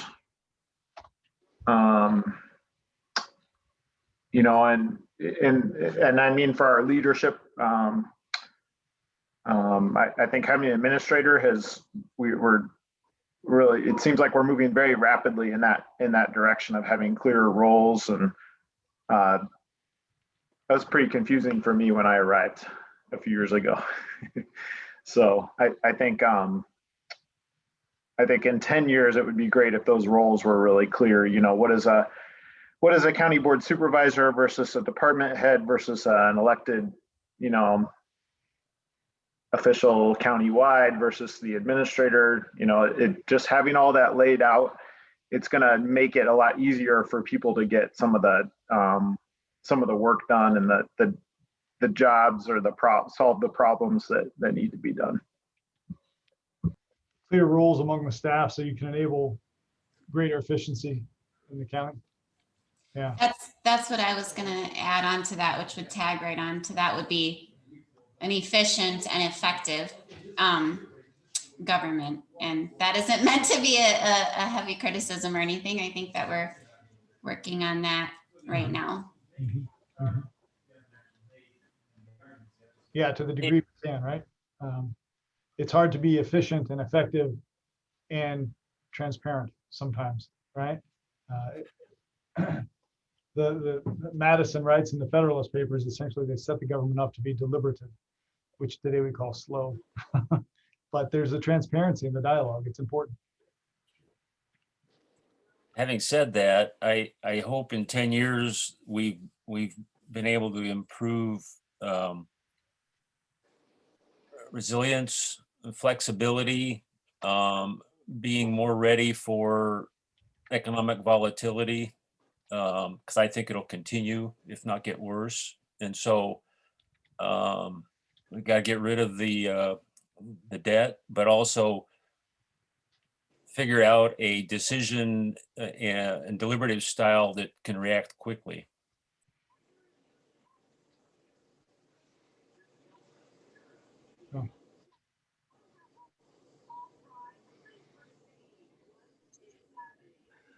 I guess for me, this is Lee, infrastructure, you know, leaving future generations with something that's usable, both road-wise and communication-wise. I think something that we lack in this community is the, you know, the wideband, something that would allow those of us that live in the nooks and crannies of this county to, you know, be able to operate on a worldwide basis from these places. And we talked about, you know, wanting to have more people come into this area. I think one way to do it is to allow more people to work from home. I had a neighbor down here that was a person that actually worked in Chicago, and she was the one that assigned jobs to various workers in a construction plant, which was big. And she had 2 extra phone lines brought in, and she did everything at home via computer. Mm-hmm. And I think phone-wise, computer-wise, if we had the ability to kind of provide the basics for that so that they could improve on it in the future, I think that would be excellent. And I think that's something that we are beginning to do now. The other thing would be, you know, power, solar power, wind power. There's all kinds of controversy about some of the stuff, but I think there's an awful lot to be had here. We talked about, you know, solar power. I've got 140 acres here, and I wouldn't mind having part of it or putting solar panels on my barn, you know, and having that added to the power supply that we've got here. And I think there's a lot of that possible, where we become more self-sustained and not looking outside. It's like the president now trying to create jobs at home. That's what we need to do right here. Create the ability for people to work locally, more professional type people. We've got the university here, but boy, I'd sure love to see a technical college in this area to provide kids with the ability to do welding or, maintenance of various sorts, because these things are essential. So there's an awful lot of stuff that we can do right now to kind of lay the groundwork for what's to come. Let me pick up on that, Lee, and I'd like to know the board's thoughts on a couple of matters that tie into that. One being climate change. Yes. What will happen, what could happen, what do you see as happening, whether it's in the adaptation side, preparing for something that may come, or mitigation, trying to reduce it. What's your vision of the county in that sphere? And then also sort of the diversity and inclusion piece. You talk about wanting to grow the population. You'll see some data coming out in the next week and a half that strongly suggests we're not growing our own population. No. And there's a county not all that far from yours, which the county board chair frequently says, you're not from here unless you have 4 generations in the cemetery. And so there's some big swings in perspective about this stuff. What do you all hold a vision for the county in relation to those 2 items? State those 2 items again, please. General climate change, the county's role to mitigate or become resilient against climate impacts, or to take advantage of the opportunities.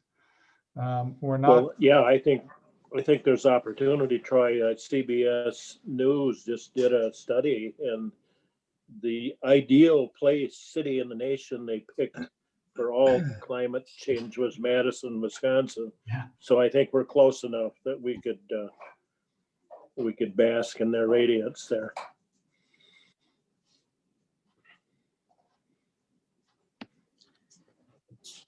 So Troy, this grant that is, made possible part of this effort of doing the strategic plan, the majority of that grant is to look at economic resiliency with having to do with floods and other, which are all related to climate change. So, I guess to me, that's sort of, I think it's essential for the county board, but I think it's also kind of being addressed in that study. So I would say as a vision, we definitely need to be looking to the future to be more proactive instead of reactive to flooding and other sort of, for us, it's usually an excessive flooding event.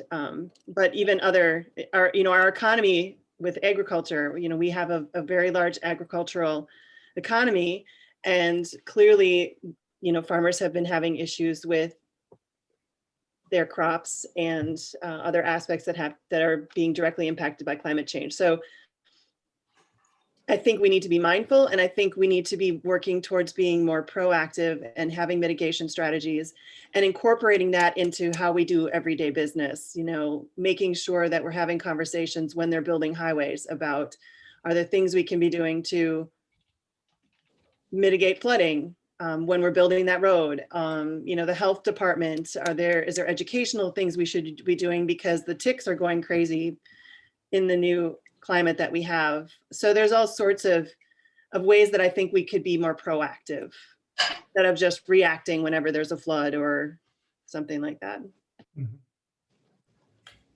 I'm not sure what the county's role will be, but kind of the intersection of those 2 issues you brought up are, we can call them climate refugees. The people from other places that recognize they can work from home and this is a nice area would, as Marty and others have said, create housing pressure, but it's also going to be a big culture clash. There's already some of that in rural. I'm a newcomer here. Luckily, I was raised on a farm, so I can fake it.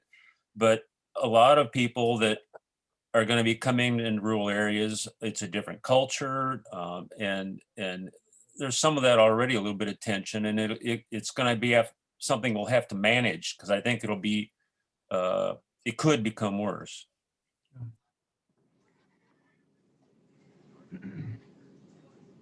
Okay. When I bring those up, again, I walk the line here. I follow a lot of what happens and future trends and that sort of thing. And so I do feel incumbent upon bringing some issues to you all to consider. That said, I'm not a resident, a stakeholder, or a shareholder. I guess I'm a stakeholder if I get in that car wreck. But no, I think it's. I appreciate the conversation, and I like that, Melissa, you captured it. You know, whatever it may be, being proactive and not reactive, incorporating these sort of things into everyday conversations.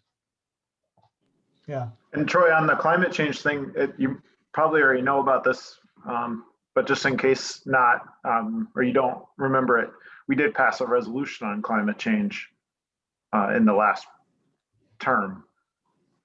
It was pretty centered on flooding, but you know, the county board has taken a position of sorts. Yeah. Yeah.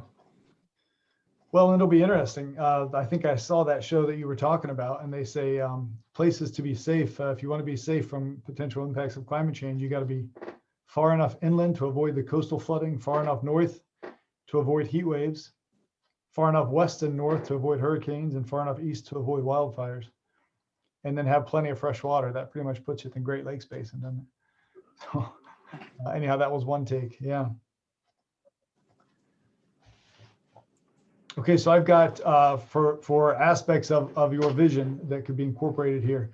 Population, let's bring this up here so you can, those of you who are visual may take a peek as well.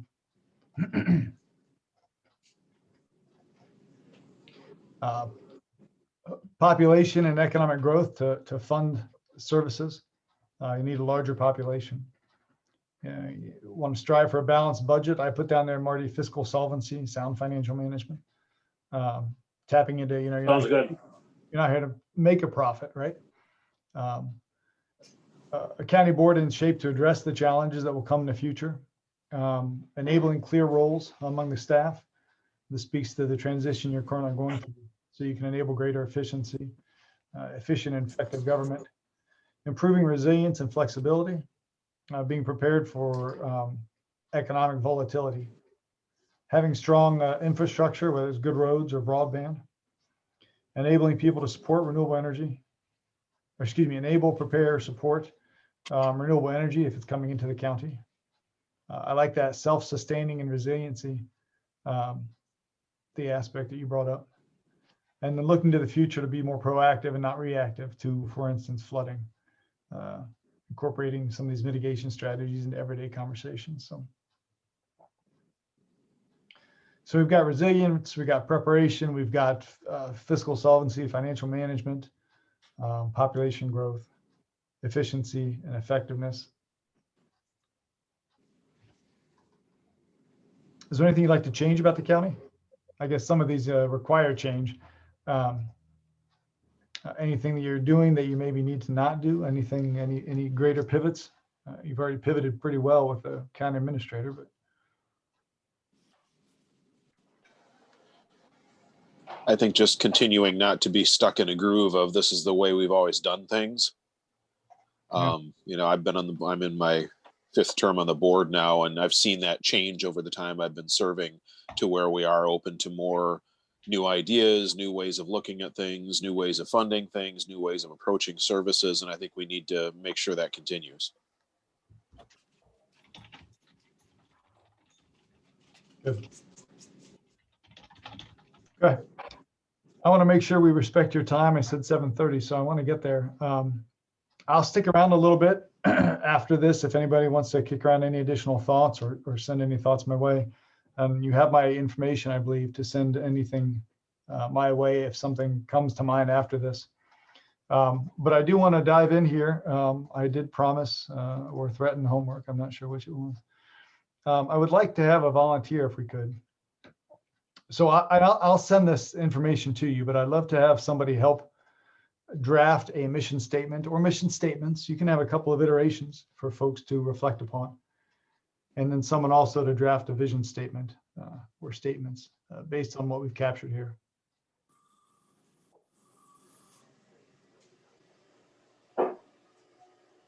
So I would take a stab at the mission statement. This is Melissa. Thanks. Since nobody just jumped right in there. And this can be a team effort. You know, we can work together on this. Anybody like to try the vision?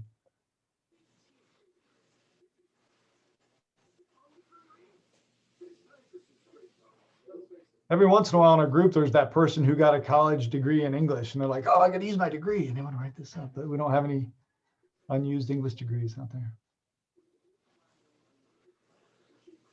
there. I mean, I can take a stab at both if people, and then I will be calling people to get their input if that's what people want to do, unless someone would else. Melissa, Yeah. Melissa, this is Chairman Brewer, and I will help you in that endeavor. But my keyboard and transmission skills aren't so great. So yeah. As long as you're going to handle that part of it, I will help you. Okay, that sounds good. Good, appreciate that. And then everyone else will have a bit of homework as well. You'll be getting some information in the mail. I'd like you to the degree you can, and I know everyone's busy, to the degree that you can, start doing some thinking and sketching around a preliminary SWOT analysis so you can come 2 weeks from now prepared. You'll be getting data from me, a packet of data. It's going to have demographic information, some economic information, things that impact or could potentially impact the county and its operations. And so as you think through that, I'd like you to start sketching some of this, and you'll get a form like this. So the internal factors to the county, your strengths, the things you do well, you can capitalize on. So too your weaknesses, internal aspects to the county government. Where do you need to improve? What are you not maybe fully tapping into? And then the external factors, opportunities, anything from a funding source that's sitting around out there to a future partnership you're not leveraging. And then threats, what things could impact the county down the road, and thinking about what you can do about them. To help this a little bit, you can break it down a different way, and you'll get this. We call it a PEST analysis. It's an acronym. PEST is political, economic, social, and technological. Again, this may be breaking it down too much, but sometimes compartmentalizing some of this can help. So, you know, the political aspects that could impact or support the county can include anything from stimulus funding. It seems we're doing that these days. Regulation, any of that aspect. The economic could be, well, bigger picture stuff. Obviously, we have inflation and unemployment, but could also be your basic industries, your local manufacturing and food-based industries. Are those things an asset or liability? Social aspects, culture, education, your demographics we'll talk about, and then technological, which I think is something we're thinking about. Is there technology out there that could help the county be more effective and efficient, for instance? Are there opportunities out there to deploy some new technology or upgrade? So thinking about the SWOT analysis through these lenses may help. So I'll be sending this out to you hopefully within the week, so you can start chewing on that and thinking it over. And so I want to get you off a minute over. February 10th is when we'll be together again. Does this time frame work? I did get one question if we could move it from 7 to 9 as opposed to 5:30 to 7:30. Is there a sense that one might be better than the other? I would prefer later. I'm missing my supper right now, so 7 to 9 would be great with me. Is anyone strongly opposed to that? Is that a challenge? I know it lines up with your county board meeting timeline, so maybe that's a better time. Whatever, it's fine with me. Okay. I made it tonight, so. Okay. All right. I've heard 7 to 9 a couple of times, so we'll maybe Clint, I'll be in touch with you and we can shuffle that from 7 to 9. And that way folks can have some supper. And, That sounds good. you're not hangry when you show up. And then I'll just hold this up here. This is my contact information. Again, I think you have it. Maybe I don't need to keep it up here. I won't hold it up, but give me a call, cell phone, whatever it would be, if you want to kick any of this stuff around. So the last thing is I really appreciate you folks sticking through. I like this. I learned a lot, and I like hearing where you're going. So thank you all very much for your time and sharing. Say, Troy, before you leave, this is Lee. Mhm. Melissa, if you need any extra help, I'd be willing to help you. having been in the service, I learned long ago never to volunteer for anything. But I'd be willing to help her out with the writing of this and putting it together along with Marty. And the second thing is PBS put out a good special not too long ago, and it was called Kiss the Ground. And it has to do with, we've got trees and grasses, and as you know, we do a lot of carbon dioxide, and trees provide oxygen for us. And it was a program as to what to plant, how to plant, with trees and grasses to maximize the amount of oxygen given off in an area. And with Brazil burning up right now, and with all the good stuff going on, we're losing all of our sources of oxygen. So we're going to be hurting in the not too distant future. So we need to do everything we can nationally and locally to try and mitigate that problem. Well, So hold on. help Melissa, and then kiss the ground. Good. Thanks.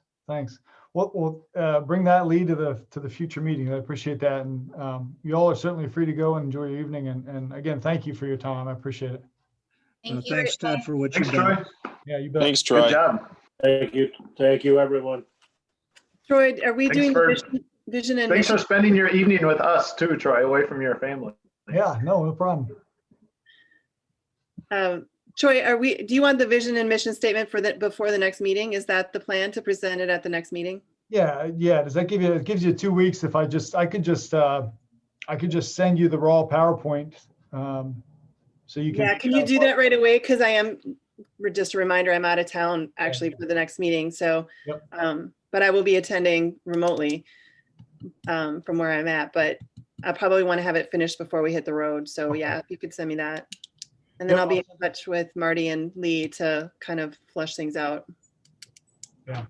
Okay. And the slides are raw, but you can scroll down. You'll find where they are. That's fine. Yeah, that's fine. Perfect. Hey, thank you all. Yeah. thank Troy, do you have time for one question? Yeah, sure. Yeah, I'm not going. We touched on environmental protection and such. Do you deal with any organizations that are kind of on board, or yourself, have you done any investigation with drawdown.org?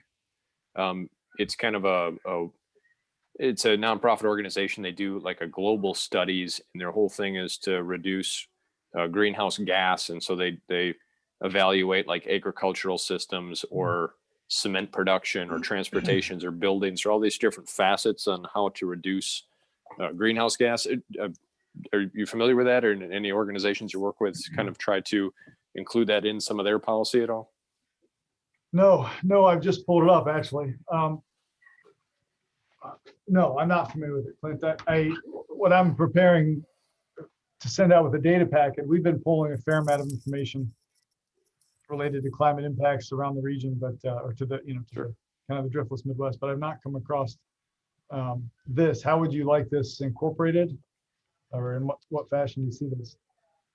Oh, so I came across it because I'm a TED geek, and they gave a pitch on TED. So their whole thing was trying to show with greenhouse gas emission, like a lot of it is different human behaviors with agriculture and beef production and all these other things that you really don't think about, and to try to everybody doing their small bit to reduce in these other fashions, whether it's energy saving with keeping lights off, and the whole mindset is everybody kind of does their own little part to reduce it. Mm-hmm. So this is just an example that sparks my mind. If there's other solutions out there that other ordinances or policies or things like that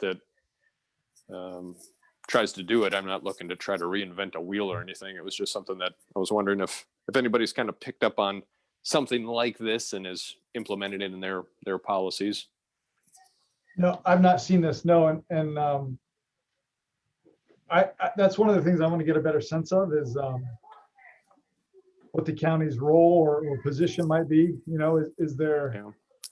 Is the position to really help mitigate and reduce carbon, or is it to do that, but primarily work on the adaptation side to reduce the impacts, to be energy independent, right? Yep. Those things, I don't know. I wonder when we talk about aspirations and capabilities, I wonder how much there is, I guess it's a 10-year plan. Yeah, I think it's a down the road thing. Like I visualize of from previous county experiences where when resolutions went through, there was always a signature block in like Clark County where the controller would write off on understanding to make sure there's, understanding any type of financial impact. And I know some counties have also added like their signature block from like their public health officer, that understanding that, part of our policy is we want to make sure that our public health is aware of actions the government is taking and is having a chance to, to see it. They can't like stop it potentially, but that they have seen it. And if they want to make comments about how this impacts public health, I'm kind of visualizing way down the line if things like that are kind of appropriate for local government to also have a check the block on our person that's in charge of our environmental health has also seen this, and they can make their comment, add their comments to the piece of resolution or legislation of saying what type of environmental impacts it could or could not have. Yeah, you've got a legal review and a fiscal review. Mhm. And you're talking about there's a health and all policies approach. There you go. Health That's statement, the cue. Yep. Maybe a climate statement on policies. Yeah. Dreaming down the line. I'll let you get to your family, Troy. Thank you. Yeah. Thanks, Clint. Take care. Yep, take care. Troy, I had a couple questions in the email I sent you. I was trying to understand how this fits in with the comprehensive plan. And in theory, we were supposed to redo that 10 years after it was done back in 2010. What do you know about that? Yep. So we wrote that plan, and part of this grant is enabling us to update the comprehensive plans for the cities and villages in the county. Comprehensive planning at the county level is kind of a different animal. Number one, it's just bigger. Right. And traditionally, when the first mandate for comprehensive planning came out, they were heavily focused on land use and zoning. So all of our 5 counties, almost all of them, the county plans were effectively a reflection of all the township plans. I gathered that from Richland's, but it also, again, the statute says it's supposed to be reviewed in 10 years. And I don't see any evidence that anyone's done it. Do you know of anyone? No, none of our counties have. Okay. They'll do some spot zoning here and there. Grant County's kicked it around a little bit. Greene County has. They have things like large CAFO concerns in parts of the county, as well as wind turbine siting stuff. And so they've looked at trying to set that up. But usually what they do is they'll cobble together an ordinance here, or do some what we call spot zoning. And that's why I was wanting to see exactly what the grant proposal wording was. What is the scope we're trying to do here? So we that was did part I not. was trying to get a handle on. We intentionally did not include a county comprehensive plan update. Okay. We have comprehensive plans for the cities and villages. They're leaner. There's a kind of more of a confined area.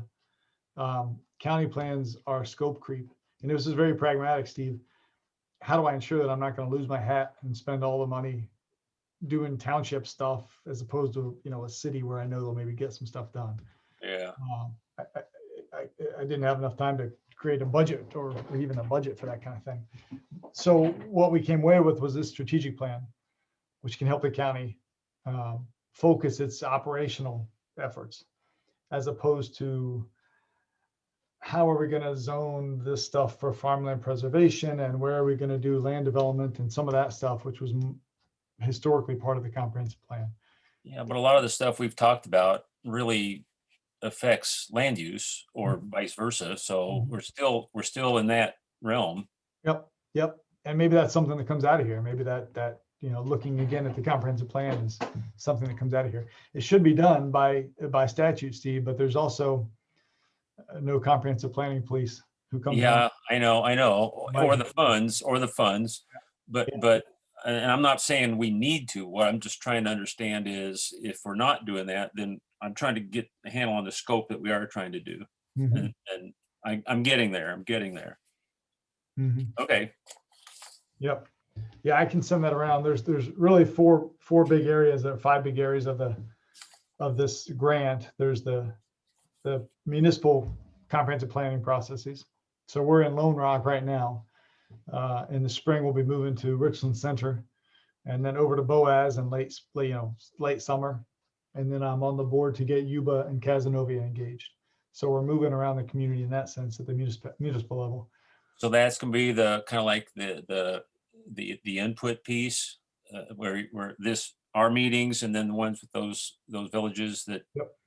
will Yeah, get thrown in the hopper, so to speak. Yeah, we have a series of about 5 of those meetings, and that'll be a city or village comprehensive plan. So there's the strategic plan. This plan is another aspect of the grant. There's workforce attraction aspects that we're kind of building as we go, and that's Kate Koziel from our office is working with Jason Glassbrenner, Marty Richards. They're meeting with businesses and figuring out how we can support what the businesses are doing to attract workforce. And what the businesses so far are telling us is Housing. What's that? Housing. Housing's a part of it, yeah, but also just market the county. You know, Okay. get out there Yeah. and sell yourself and let people know this is a place worth living in. Because we're not on the radar for a lot of folks, and so they've been working on that.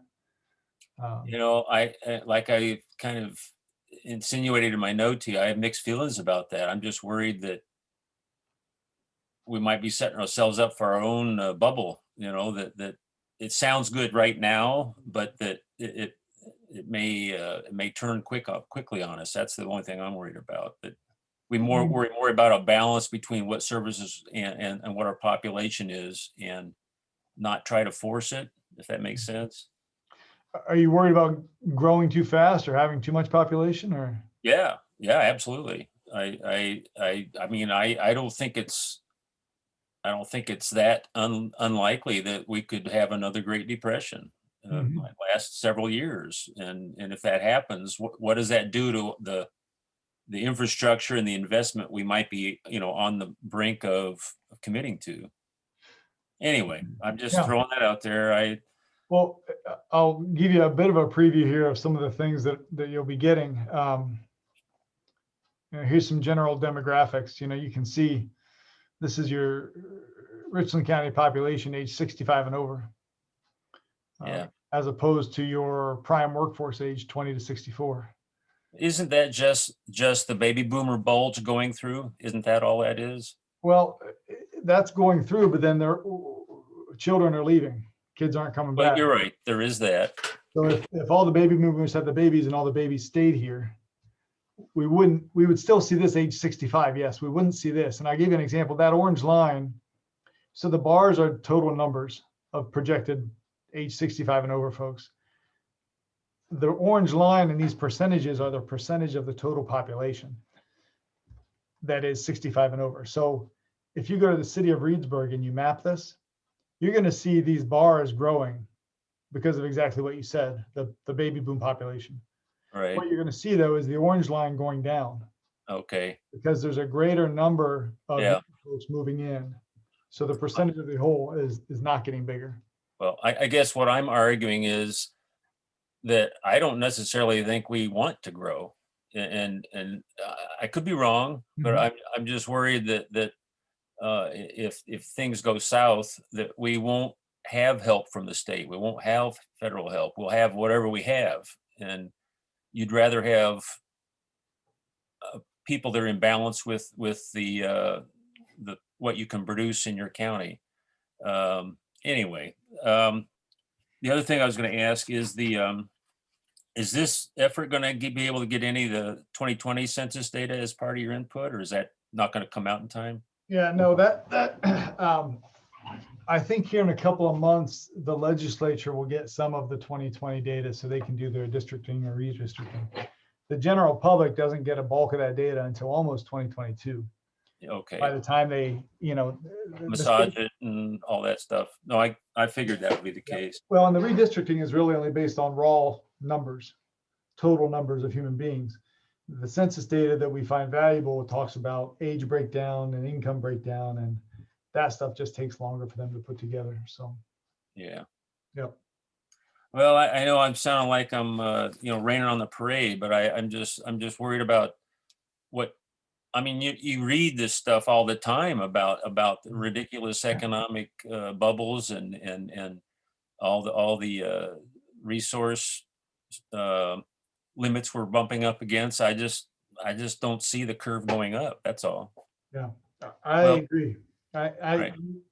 read your email to some of my staff, and man, I got 3 little kids and a lot of heartburn. You know, what the heck are they gonna inherit? Well, and I'm never sure how much to inject that into the full group thing. Like I say, I'm still new at this, and I'm not sure how to play my hand. Anyway, go Yeah. home and eat some supper. I Okay. taken enough of your time. No, that's good. Hey, I appreciate this, Steve. Thank you. All right, see ya. Yeah, bye.